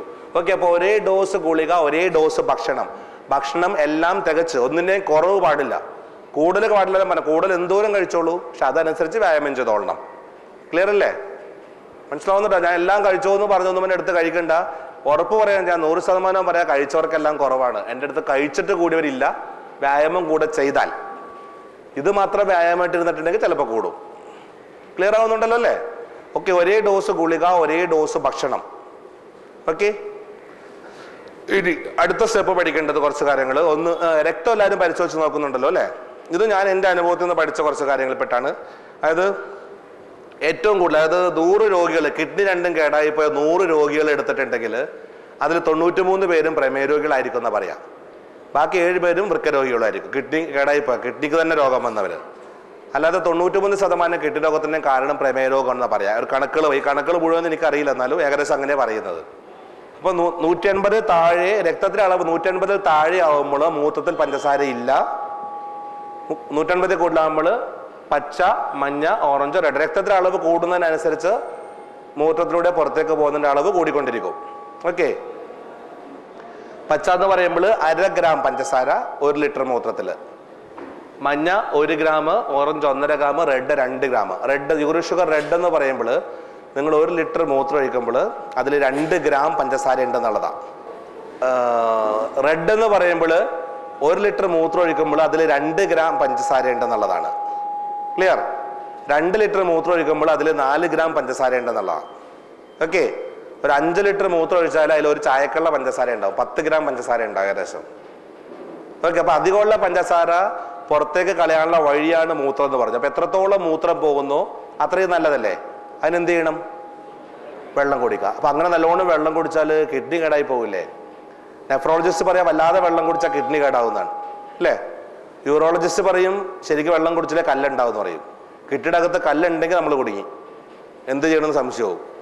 അതുപോലെ നമ്മുടെ ഗാസ്ട്രോൻട്രോളജിസ്റ്റ് പറയും സ്മോൾ അടിക്കരുത്, സ്മോൾ അടിച്ചാൽ കുടലിൽ കേട്, അൾസർ വരും, സിറോസിസ് വരും, അതാണ് ഇതാണ് 150 പറയും. കാർഡിയോളജിസ്റ്റ് പറയും വൈദ്യുതം ചെറുതായിക്കോ കുഴപ്പമില്ല നല്ലതാണെന്ന് പറയും അല്ലേ? കാരണം പലർക്കും കാർഡിയോളജിസ്റ്റിനെ ഭയങ്കര ഇഷ്ടമാണ്, മറ്റാളെ കണ്ണിന് കണ്ടുകൂടാ പലർക്കും. ഇങ്ങനെ ഇത് മൂത്രത്തിൽ പഞ്ചസാര ഇല്ലാത്ത അവസ്ഥയിൽ നിർത്തിയാൽ കിഡ്നിയുടെ അരിപ്പുകൾക്ക് ഉണ്ടാവുന്ന കേട് നമുക്ക് കുറക്കാം അല്ലേ? അപ്പോൾ ഏത് സമയത്ത് മൂത്രം? ഏറ്റവും കൂടുതലുള്ള സമയത്തല്ല നോക്കേണ്ടത്. ഏറ്റവും കൂടുതലുള്ള സമയത്ത് മൂത്രത്തിൽ ഇല്ല എങ്കിൽ 24 മണിക്കൂറും കൂടുതൽ ഉണ്ടാവില്ലല്ലോ. മനസ്സിലാവുന്നുണ്ടോ പറഞ്ഞത്? രക്തത്തിൽ ഏറ്റവും കൂടുതലുള്ള സമയത്ത് മൂത്രത്തിൽ പഞ്ചസാര ഇല്ലാത്ത അവസ്ഥയിലാണെങ്കിൽ 24 മണിക്കൂറും മൂത്രത്തിലേക്ക് പഞ്ചസാര വരുന്നില്ല. അപ്പം നമ്മുടെ കിഡ്നിയുടെ അരിപ്പുകൾക്ക് കേട് പറ്റില്ല. റൈറ്റ്? ഏത് സമയത്ത് ഏറ്റവും കൂടുതലുള്ളത്? ഭക്ഷണം കഴിഞ്ഞ് 2 മണിക്കൂർ ആകുമ്പോഴല്ലേ? അല്ല നോക്കാം. അപ്പൊ രാവിലെ നിങ്ങൾ വെറും വയറ്റ് നോക്കുമ്പോൾ 100, 9 മണിക്ക് ബ്രേക്ക്ഫാസ്റ്റ് കഴിച്ചു, ഒരു 4 ഇഡ്ഡലി കഴിച്ചു, നോക്കുമ്പോൾ 140 അല്ലേ? ഇതിപ്പോ കൺട്രോൾ അല്ലേ? 100, 140 കൺട്രോൾ അല്ലേ? പക്ഷെ ഈ സമയത്ത് യൂറിൻ ഷുഗർ ഓറഞ്ച് ആണെങ്കിലോ അല്ലെ യെല്ലോ ആണെങ്കിലോ 140 ഒപ്പം അപ്പൊ കേടല്ലേ? ഇത് കിഡ്നി അരിപ്പുകൾ കേടാക്കൂലേ? അപ്പൊ കൺട്രോൾ നോർമൽ എന്ന് പറയണമെങ്കിൽ യൂറിൻ ഷുഗർ 140, ബ്ലഡ് ഷുഗർ 140ന്റെ കൂടെ യൂറിൻ ഷുഗർ നില്ല് കൂടെയാണെന്ന് നോക്കിയേക്കണം. മൂത്രത്തിൽ പഞ്ചസാര ഉണ്ടോന്ന് കൂടെ ചെക്ക് ചെയ്യണം. അതായത് കിഡ്നിയുടെ അരിപ്പുകൾ വീക്കാന്ന് വെച്ചാൽ റീനൽ ത്രഷോൾഡ് താഴേക്ക് വരും. അത് പലർക്കും പല അളവിലായിരിക്കാം. അപ്പോൾ ഏറ്റവും കൂടുതലുള്ള സമയത്ത് മൂത്രത്തിൽ പഞ്ചസാര ഉണ്ടാവരുതെന്ന് ശ്രദ്ധിക്കാം. മനസ്സിലാവുന്നുണ്ടോ? ഇപ്പൊ യൂറിൻ ഷുഗർ 140 യൂറിൻ ഷുഗർ നിൽ, ഇതിപ്പോ ഓക്കെ ആണോ? ഇത് ശരിയാണോ? ഇതിപ്പോ കൺട്രോൾ ആയോ? ഇനി ഒന്നുകൂടെ നോക്കുക.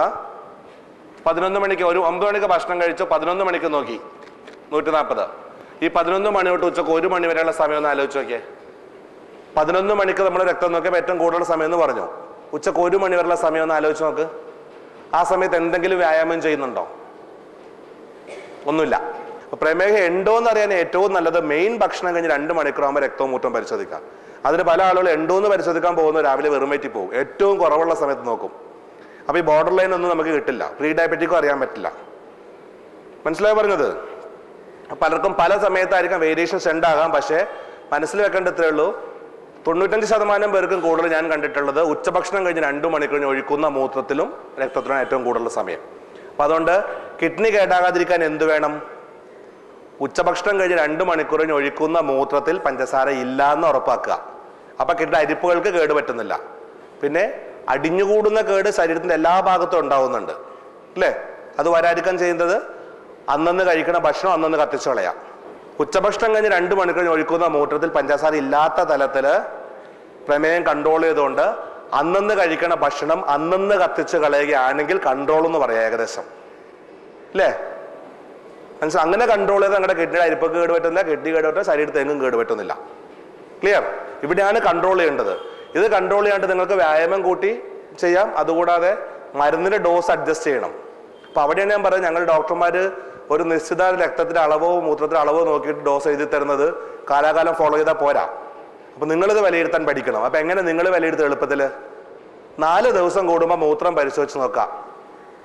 കൂടുതലാണോ കുറവാണെന്ന് വിലയിരുത്തിയിട്ട് അഡ്ജസ്റ്റ് ചെയ്യാൻ പഠിക്കാം. വല്ലാതെ കൂടുതലാണെങ്കിൽ തന്ന ഡോസും കൊണ്ടിരുന്നാൽ മതിയോ? വല്ലാതെ കൂടുതലാണെങ്കിൽ അല്പം ഡോസ് കൂട്ടി കഴിക്കാൻ നിങ്ങൾ പഠിക്കണം. വേണമെങ്കിൽ ലാസ്റ്റ് ആകുമ്പോൾ കുറച്ചുകൂടെ വ്യത്യാസം വന്നോളൂ, കുറച്ചുകൂടെ പഠിക്കാനുണ്ട്. വെള്ളം, വ്യായാമം, ഭക്ഷണം പറഞ്ഞു, അല്ല മരുന്ന് പറഞ്ഞു. വെള്ളം കൂടി എത്ര ഉണ്ടാവും? 1 കിലോ എന്ന് ഉദ്ദേശിക്കുന്ന ഒരാൾക്ക് ബുദ്ധിമുട്ട് കൂടാതെ ഒരു ദിവസം കുടിക്കാൻ പറ്റുന്ന വെള്ളം. അത്രയും വെള്ളം നിങ്ങളിപ്പോൾ കുടിക്കുന്നുണ്ടാവോ? നിങ്ങളുടെ ദാഹത്തിനനുസരിച്ചുള്ള കുടിക്കുന്നുണ്ടാവും. അപ്പൊ അത് കൂട്ടാം നമുക്ക്. അത് കൂട്ടാം. ഇപ്പൊ നിങ്ങൾ കുടിക്കുന്നത് ഇപ്പൊ 1/2 കിലോ വെള്ളം കുടിക്കുന്നു കൂട്ടാം. ദാഹത്തിനുള്ള വെള്ളം കുടിക്കുന്നുണ്ട്. വ്യായാമം, ഈ ഒരു വ്യായാമം ഉണ്ടാവും. പിന്നെ നാക്കിട്ടിരിക്കണ കുറച്ചുണ്ടാവും, നടത്തും, പിന്നെ സ്പൂൺ പിടിച്ച അളക്കൽ, എല്ലാം കൂടെ ഒരു 1/2 കിലോ വ്യായാമം അതും കൂട്ടാം. 1/2 കിലോ വ്യായാമം, 1/2 കിലോ വെള്ളം, 2 കിലോ മരുന്ന്. അതൊക്കെ ഞാൻ പറയുന്നത്. ഇപ്പോഴത്തെ അവസ്ഥ നിങ്ങൾ കൺട്രോളിൽ നിൽക്കുന്നത് ഇത്തിരി വ്യായാമവും ഇത്തിരി വെള്ളവും അധികം മരുന്നും കൊണ്ടായിരിക്കും. മനസ്സിലാക്കാൻ ഉദ്ദേശിച്ചത് അതാണത്. അത് 1/2 കിലോ വെള്ളം, 1/2 കിലോ വ്യായാമം, 2 കിലോ മരുന്നിലാണ് കൺട്രോൾ ചെയ്തേക്കുന്നത്. ഈ മരുന്ന് എത്രത്തോളം കുറക്കണം? ഞാൻ നേരത്തെ ഞാൻ അമ്മയുടെ പാൻകാസ് കൊണ്ട് പണിയെടുപ്പിക്കാൻ നിർത്തിയത് പട്ടിണിയും മരുന്നുകളും കൂടിയാണ്. മരുന്ന് മാക്സിമം കുറക്കാൻ നമ്മൾ എന്ത് ചെയ്യണം? മരുന്നിൻ്റെ ഡോസ് കഴിയുന്നത്ര കുറക്കാൻ നോക്കണം. അതിനെന്താ ചെയ്യേണ്ടത്? ഒന്ന് വെള്ളം കൂടി കൂട്ടുക. ഒരാളെ കൊണ്ട് ബുദ്ധിമുട്ട് കൂടാതെ കുടിക്കാൻ പറ്റാത്ത വെള്ളം കുടിക്കുക. അപ്പോൾ 1 കിലോ വെള്ളം, വ്യായാമം 1/2 കിലോ, മരുന്ന് 1.5 കിലോ ആയിട്ട് കുറഞ്ഞിട്ടുണ്ടാകും. അപ്പം ഓക്കെ. അപ്പോൾ വെള്ളം മാക്സിമം കുടിക്കാൻ പറ്റും. ബുദ്ധിമുട്ടി കുടിക്കാനല്ല, ബുദ്ധിമുട്ട് കൂടാതെ എത്രത്തോളം കുടിക്കാം അത്രയും വെള്ളം കുടിക്കുക. ഓക്കെ അല്ലേ? ഇനി എങ്ങനെ മരുന്ന് കുറക്കാം? അടുത്തത് വ്യായാമം കൂട്ടിയാൽ പോരെ? വ്യായാമത്തിൻ്റെ അളവ് കൂട്ടിയാൽ പോരെ? അപ്പോൾ ഇപ്പോൾ നമ്മൾ ചെയ്യുന്ന വ്യായാമം ഞാനൊരു 8-10 തരം വ്യായാമങ്ങളെ പൊതുവെ ചെയ്യിക്കാറുള്ളത്. 10 തരം വ്യായാമത്തിൽ ഇപ്പോൾ ഈ കൈക്കുള്ള മസിലിനുള്ള വ്യായാമം ഇത് വെറുതെ കൈ മടക്കുന്ന നിർത്തലേ ഉള്ളൂ. ഇതപ്പോൾ ഇന്ന് ഞാനൊരു 10 പ്രാവശ്യം ചെയ്തു നോക്കാം. ഇത് ഞാൻ 10 പ്രാവശ്യം ഒന്ന് മടക്കി നിവർത്തുന്ന കൈ. ഓക്കെ, 100 ഗ്രാം എന്ന് കൂട്ടാം 10 പ്രാവശ്യം ചെയ്യുന്നത്. നാളെ ഞാൻ 20 പ്രാവശ്യം ചെയ്യുന്നു, 200 ഗ്രാം. മറ്റന്നാൾ 30, അടുത്ത ദിവസം 40, അടുത്ത ദിവസം 50. അപ്പോൾ 500 ഗ്രാം, 1/2 കിലോ അല്ലേ? വീണ്ടും കൂട്ടുക. 60, 70, 80, 90, 100. വ്യായാമം 100 എണ്ണം ആവുമ്പോൾ 1 കിലോ വ്യായാമമായി. ഇപ്പോൾ 1 കിലോ വെള്ളം, 1 കിലോ വ്യായാമം, 1 കിലോ മരുന്ന്. മരുന്നിൻ്റെ ഡോസ് പകുതിയായിട്ട് കുറഞ്ഞു, 2 കിലോ എന്നുള്ളത്.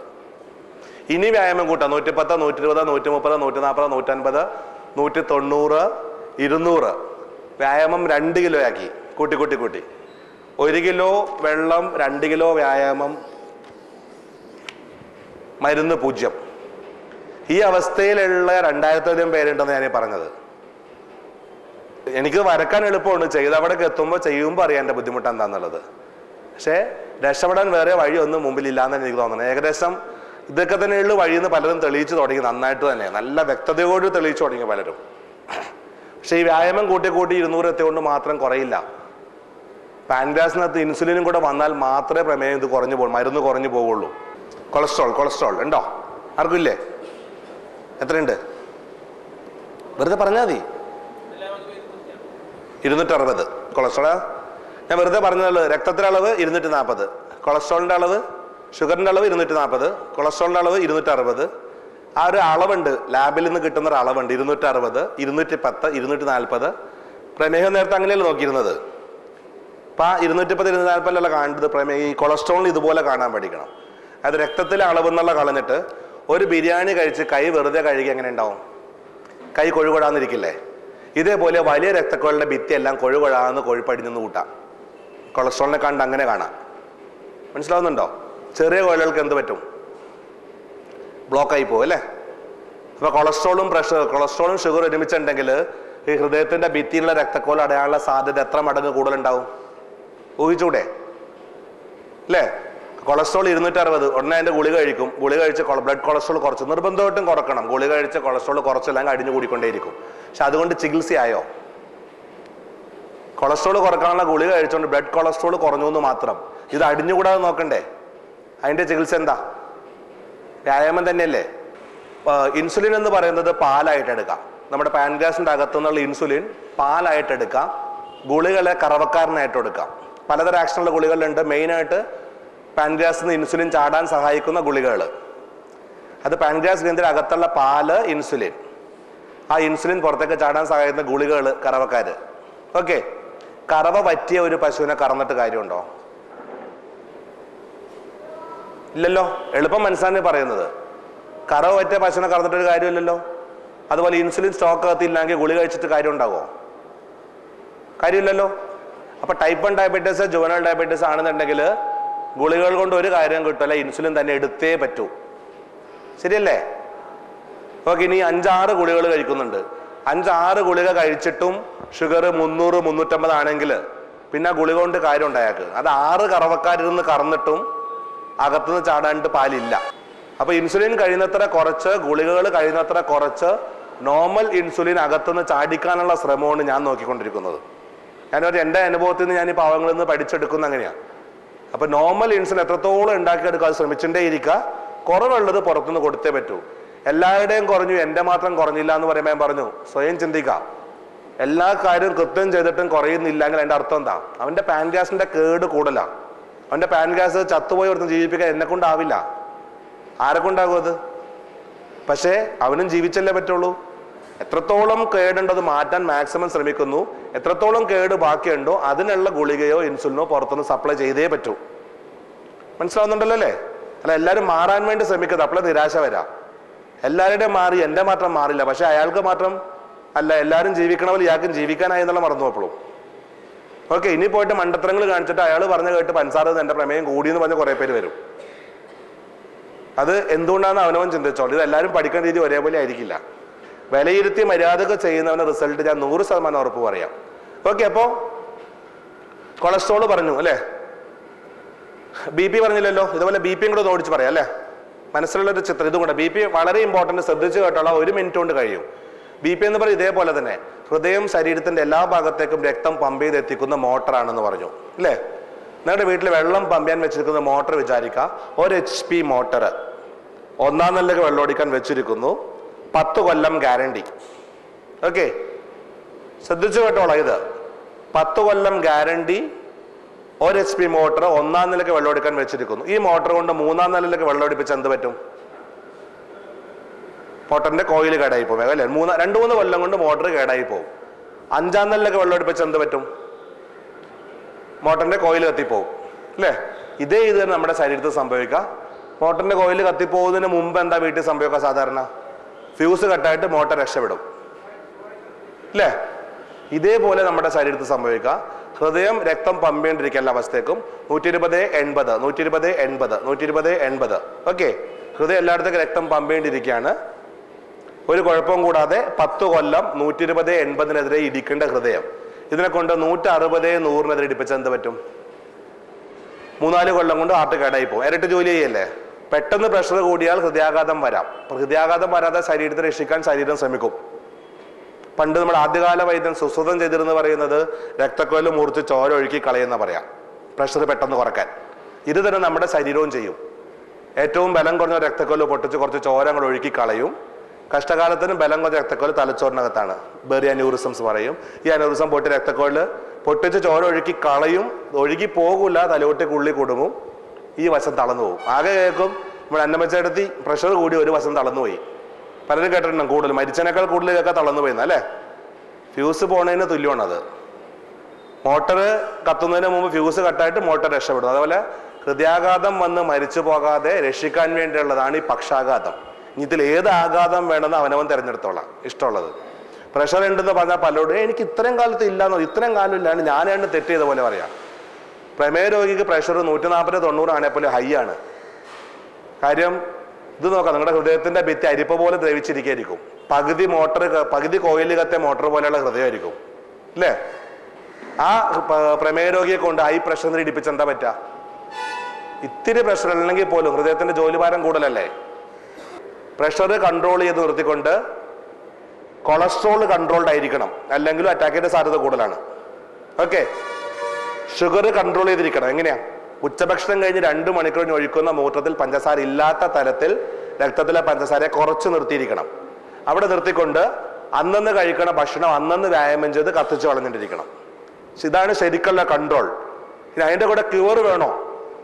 അന്നന്ന് കഴിക്കണ ഭക്ഷണം കത്തിക്കാനുള്ള വ്യായാമം 70 ആണെങ്കിൽ അതിൻ്റെ മുകളിലേക്ക് വ്യായാമം കൊണ്ടുപോകാം. 75, 80, 85, 90, 100, 140 വരെ പറ്റുന്നത്രയും പോട്ടെ. ബുദ്ധിമുട്ട് തോന്നുമ്പോൾ വീണ്ടും ഈ 70 മുകളിലേക്ക് പോകാം. അതിൻ്റെ പുറകോട്ട് വരരുത്. ഇഷ്ടമാവുന്നുണ്ടോ?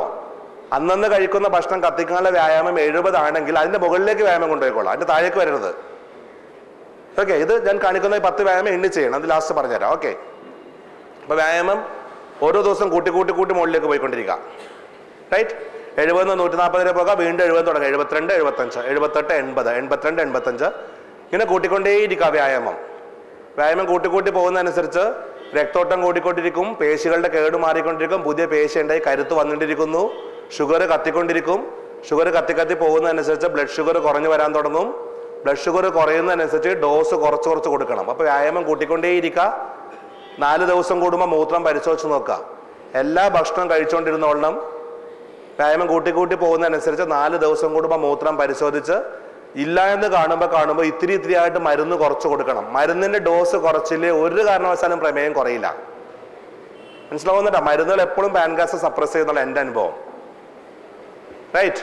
അപ്പൊ മരുന്നിന്റെ ഡോസ് മാക്സിമം കുറക്കാൻ ശ്രമിക്കും. അപ്പൊ വ്യായാമം കൂട്ടി പോകുന്നതനുസരിച്ച് മൂത്രത്തിൽ ഇല്ല എന്ന് കണ്ടാൽ മരുന്ന് കുറക്കണം, നില്ല് കണ്ടാൽ മരുന്ന് കുറക്കണം, ഗ്രീൻ കണ്ടാൽ അതേ ഡോസ് തുടരാം, യെല്ലോ ഓറഞ്ച് റെഡ് കണ്ടാൽ മരുന്ന് കൂട്ടി കൊടുക്കണം. ഞാൻ നേരത്തെ കാണിച്ച പോലെ എന്തിന് ചെയ്യണം, എങ്ങനെ ചെയ്യണം, എത്രത്തോളം ചെയ്യണം, ഇത് മൂന്നുണ്ടല്ലോ ഏറ്റവും ഇമ്പോർട്ടൻറ്റ് പാർട്ട്. ഇതറിയാതെ വെറുതെ ഇങ്ങനെ കുറേ കാണിച്ചിട്ട് ഞാൻ വ്യായാമം ചെയ്യുന്നതുകൊണ്ട് കാര്യമൊന്നുമില്ല. എന്തിനു ചെയ്യണം? ശരീരത്തിൽ ഇതുവരെ ഉണ്ടായ കേടുമാറ്റാൻ, ഇനി കേടൊന്നും പറ്റാതിരിക്കാൻ, എല്ലാ ഭാഗത്തും രക്തോട്ടം കൂടാൻ. അപ്പോൾ രക്തോട്ടം കൂട്ടാൻ വേണ്ട രണ്ടെണ്ണം ആദ്യമേ പറയാം. നമ്മുടെ രണ്ട് അറ്റങ്ങളിലേക്ക്, കൈയുടെ അറ്റങ്ങളിലേക്കും കാലിൻ്റെ അറ്റങ്ങളിലേക്ക് രക്തോട്ടം കൂടിയാൽ ശരീരത്തിൻ്റെ എല്ലാ ഭാഗത്തും രക്തോട്ടം കൂടും, ഇല്ലേ? റൈറ്റ്. ഒന്ന് വെറുതെ എല്ലാവരും ഒന്ന് കൈ ഒന്ന് ഇങ്ങനെ ചെയ്ത് നോക്കിയേ. വെറുതെ വിരലുകൾ ഫുൾ നിവർത്താ ഫുൾ മടക്ക. നല്ല സ്പീഡിൽ ചെയ്താൽ ബലം പിടിച്ചിട്ട് ഫുൾ നിവർത്താ ഫുൾ മടക്ക. നല്ല സ്പീഡിൽ ചെയ്തിട്ട് നിർത്തി നോക്കിയാന്ന്. ഇനി നിർത്തി നോക്കിയേ. വെറുതെ അനക്കാതെ പിടിച്ചു നോക്ക്. എന്താ ഒരു ഫീൽ കിട്ടുന്നത്? ഒരു ഒഴുക്ക് കിട്ടുന്നുണ്ടോ? ഇവിടെയൊക്കെ ഒന്ന് അനങ്ങിയോ? ജീവിതത്തെ ആദ്യമായിട്ട് അതെങ്ങനെ ആയിരിക്കുള്ളൂ അതൊക്കെ ചിലപ്പോൾ. ഇല്ലേ? വിരലിലേക്ക് ഒരു ഒഴുക്ക് കിട്ടുന്നുണ്ടോ? ഇല്ലേ? ഇത്രയേ ഉള്ളൂ കയ്യിലേക്ക് രക്തോട്ടം കൂട്ടാൻ. എവിടെ പോയി ഇരിക്കുമ്പോഴും, ടോയ്ലറ്റിൽ പോയി ഇരിക്കുമ്പോഴേ ചെയ്യാനുള്ളത്. ടി വി കണ്ട് സീരിയൽ മുഴുവൻ കണ്ടു തീർക്കൂല. അതിനെ കൂടെ വെറുതെ കൈ ഇങ്ങനെ കാണിച്ചിട്ടിരുന്നൂടെ? കാല് മുറിക്കാതിരിക്കാൻ എവിടെ ഇരിക്കുമ്പോഴും വെറുതെ കാലാട്ടിക്കൊണ്ടിരിക്കുക. കാരണന്മാർ അടി കൊള്ളാൻ നോക്കിക്കൊള്ളണം, അത്രേ ഉള്ളൂ. പിന്നെ പലരും കാരണന്മാർക്കായതുകൊണ്ട് വലിയ കുഴപ്പമുണ്ടാവില്ല, അടിക്കാൻ വേറെ ആരും ഉണ്ടാവില്ല. കാലിൻ്റെ അറ്റം കുത്തിവെക്കാൻ വെറുതെ മുട്ടുകാല് പൊക്കി താഴ്ത്താം. വെറുതെ ഇങ്ങനെ ചെയ്തിട്ടിരിക്കുക എവിടെ ഇരിക്കുമ്പോഴും. മനസ്സിലാവുന്നുണ്ടോ? ഇങ്ങനെ ഇരിക്കുമ്പോൾ തന്നെ രണ്ട് കാലം ഒരുമിച്ചിട്ടാ ഇങ്ങനെ വെറുതെ ആട്ടിക്കൊണ്ടേ ഇരിക്കുക. ഇതോടെ കാലിലേക്ക് രക്തോട്ടം കൂട്ടിക്കോളൂ. ഇങ്ങനെ വെറുതെ പമ്പ് ചെയ്തിട്ടേ ഇരിക്കുക. ഒരാഴ്ച കഴിയുമ്പോൾ നിങ്ങളുടെ കാലിൻ്റെ തരിപ്പ് പോയിട്ടുണ്ടാവും. ഇല്ല, നോക്കിക്കോളൂ. മനസ്സിലാവുന്നു? അപ്പൊ രണ്ടറ്റത്തേക്ക് രക്തോട്ടം. ഇതിപ്പോ എവിടെ പോയി ഇരിക്കുമ്പോഴും ചെയ്തോളൂ. ഇങ്ങനെ വെറുതെ കാലാട്ടി കൊണ്ട് ശീലം വെക്കാം. ഇത് എല്ലായിടത്തും ഏതോരും കാണിച്ചു നടക്കരുത്. തലക്ക് സുഖമില്ലാന്ന് പറയാം അവസാനം. കാര്യം ഇത് എനിക്ക് ബാംഗ്ലൂരിൽ നിന്നൊരു പേഷ്യൻ്റ്, അവരുടെ പ്രമേയം എല്ലാം മാറി ഇപ്പോൾ വളരെ ഹാപ്പി ആയിട്ട് ജീവിക്കുക അവര്. പക്ഷെ തലക്ക് സുഖമില്ലാതായിപ്പോയെന്നാ പറയാം. ഒരു ബാംഗ്ലൂരിൽ നിന്ന് വണ്ടി, അവരുടെ ഡ്രൈവർ ഗണിച്ചിട്ടുള്ളതാ. ബാംഗ്ലൂരിൽ നിന്ന് വണ്ടി എടുക്കുമ്പോൾ ഇവർ തുടങ്ങും ഇങ്ങനെ വണ്ടിയുടെ തീർന്ന്. ബാംഗ്ലൂർ ജംഗ്ഷനിൽ വണ്ടി നിർത്തി നോക്കും, പോലീസുകാരനെ നോക്കിയും കാണിക്കും. ഇരുന്നിങ്ങനെ വഴി കൂടെ പോകണ മൊഴി ഇത് തന്നെ വഴി, ഏത് നേരം ഇതാ മണി ഇവർക്ക്. ഇനി ഈ രസം ഇവിടുന്ന് കുറച്ചു നേരം ചെയ്ത് പഠിച്ച് കുറച്ച് നടന്നു പോകുമ്പോൾ നിങ്ങളുടെ കൈ അറിയാതെ പോകാൻ തുടങ്ങും ഇങ്ങനെ. ഓക്കെ, അപ്പോൾ ശ്രദ്ധിച്ച് ചെയ്തോണ്ട് ഇത് രണ്ടും ചെയ്യുമ്പോൾ കേട്ടോ, ആൾക്കാരെ കൊണ്ട് പറയിപ്പിക്കരുത്. അപ്പോൾ കൈയുടെ ചെയ്യുക, കാലിൻ്റെ ഇഷ്ടം പോലെ ചെയ്തിട്ടുണ്ടിരിക്കും. ഇത് രണ്ടും ഓക്കെ അല്ലേ? ഇത് രണ്ടാണ് ഞാൻ വ്യായാമത്തിലേ പെടുത്തുന്നില്ല. ഇത് രണ്ട് രക്തോട്ടം കൂട്ടാനുള്ള രണ്ട് പരിപാടി. ഓക്കെ, ഇനി 10 വ്യായാമങ്ങളാണ് ഉള്ളത്.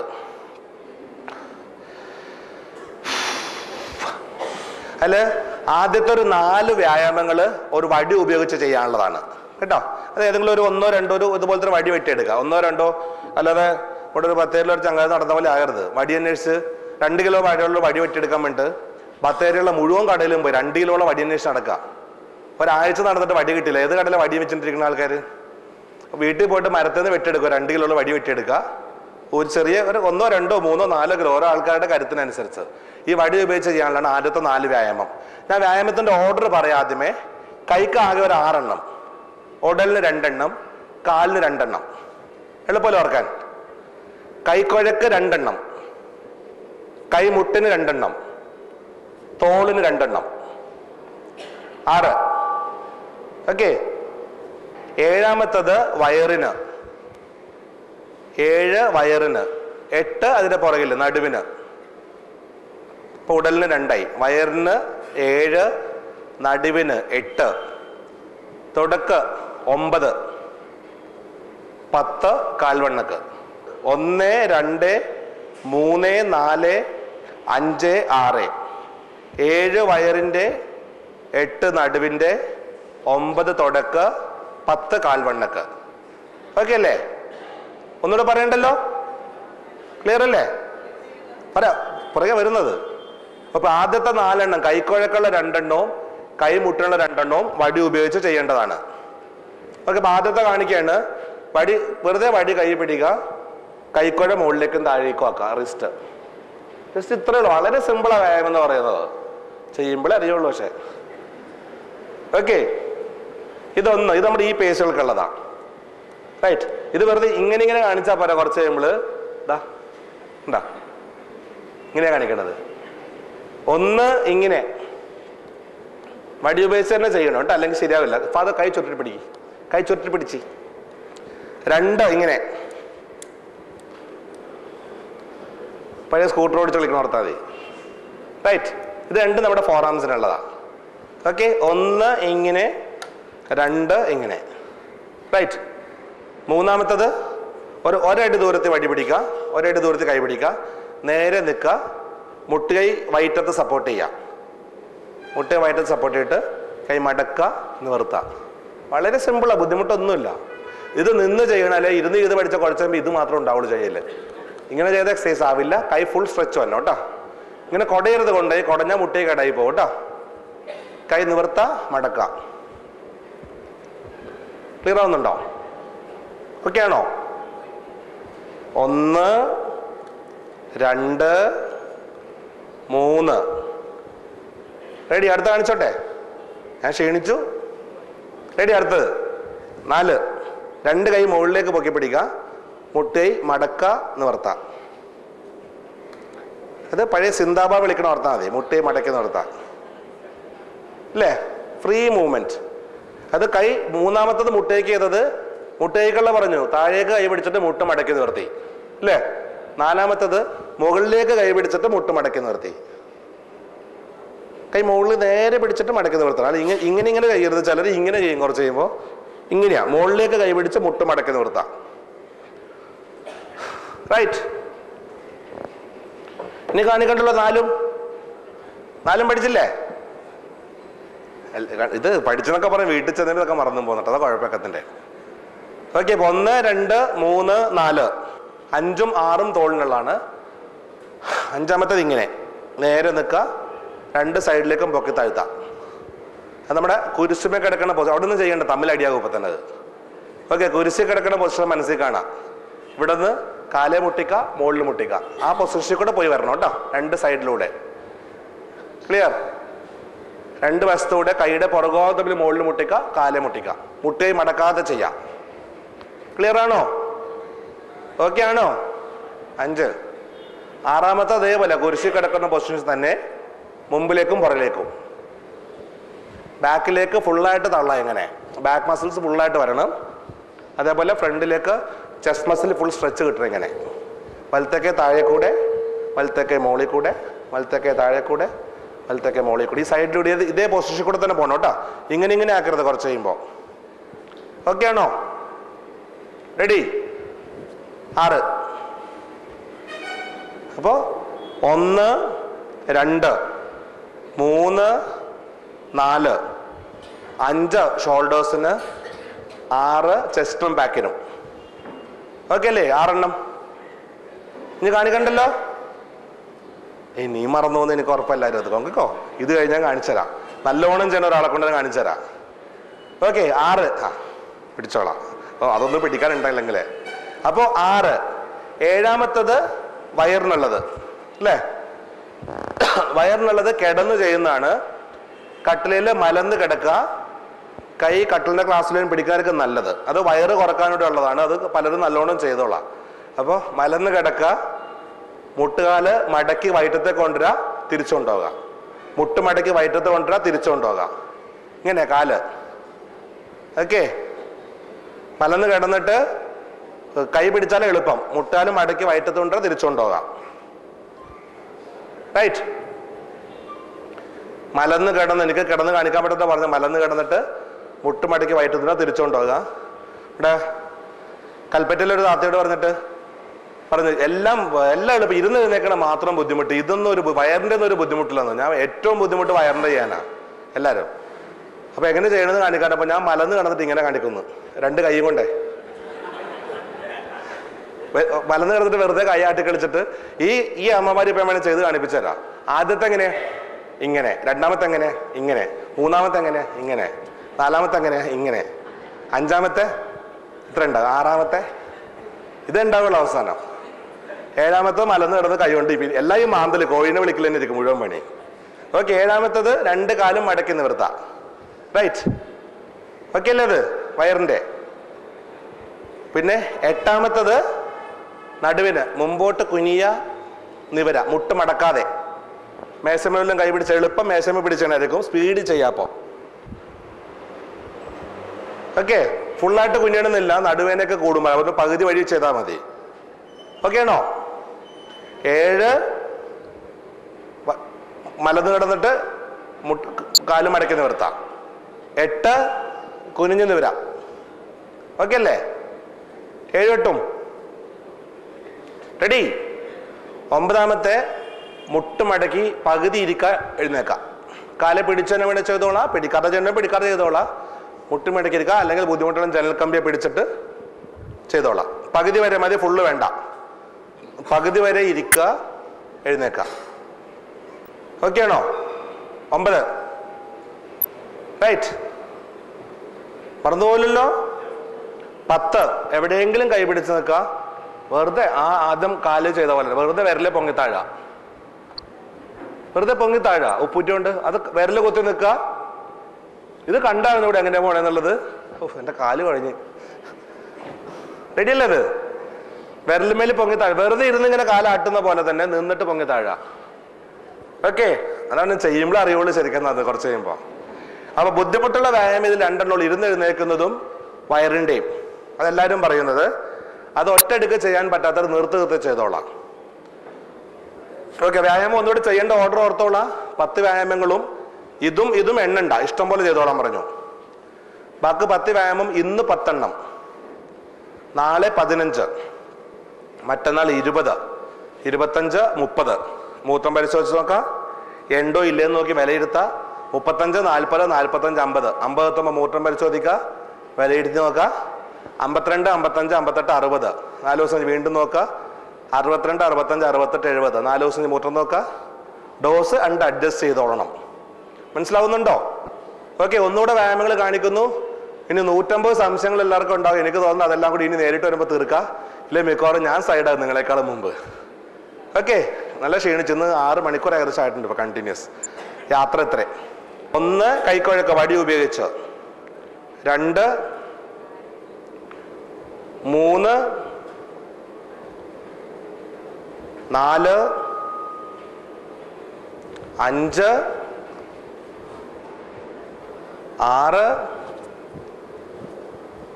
7 വയറിൻ്റെ, 8 കുനിഞ്ഞു നിവരുന്നത്, 9 ഇരുന്നെഴുന്നേക്കുന്നത്, 10 നിന്നിട്ട് പോകുന്നത്. ഒന്ന് ചെയ്തു നോക്കുന്നു ആരെങ്കിലും ഒരാള് ചെയ്തോ? മരുന്നിന്റെ ഡോസുകൾ ഒന്ന് ഡിവൈഡ്. ഇപ്പൊ രാവിലെ മാത്രം എല്ലാം കഴിക്കുന്ന ആൾക്കാർ 2 നേരമോ 3 നേരമായിട്ട് ഡിവൈഡ് ചെയ്യണം. എന്നിട്ട് വ്യായാമം ചെയ്യാൻ പറഞ്ഞ പോലെ ഭക്ഷണം കഴിച്ചു തുടങ്ങാൻ വ്യായാമം ചെയ്തിട്ടിരിക്കുക. 4 ദിവസം മുമ്പ് മൂത്രം പരിശോധിച്ച് നോക്കിയിട്ട് വളരെ കൂടുതലാണെങ്കിൽ കുറച്ച് ഗുളിക കൂട്ടണം. പച്ചയാണെങ്കിൽ അതേ ഡോസ് കഴിച്ചോളാം. എന്നിട്ട് വ്യായാമം കൂട്ടിക്കൊണ്ടിരുന്നാൽ മതി. മൂത്രത്തിൽ ഇല്ല എന്ന് കാണിച്ചാൽ ഡോസ് കുറച്ചു കൊടുക്കണം. മനസ്സിലായോ? സ്വന്തമായിട്ട് ചെയ്യാൻ പറ്റും. ധൈര്യമായിട്ട് ചെയ്തോ. ഒരാഴ്ച കൊണ്ട് നിങ്ങൾ പഠിക്കും. അത്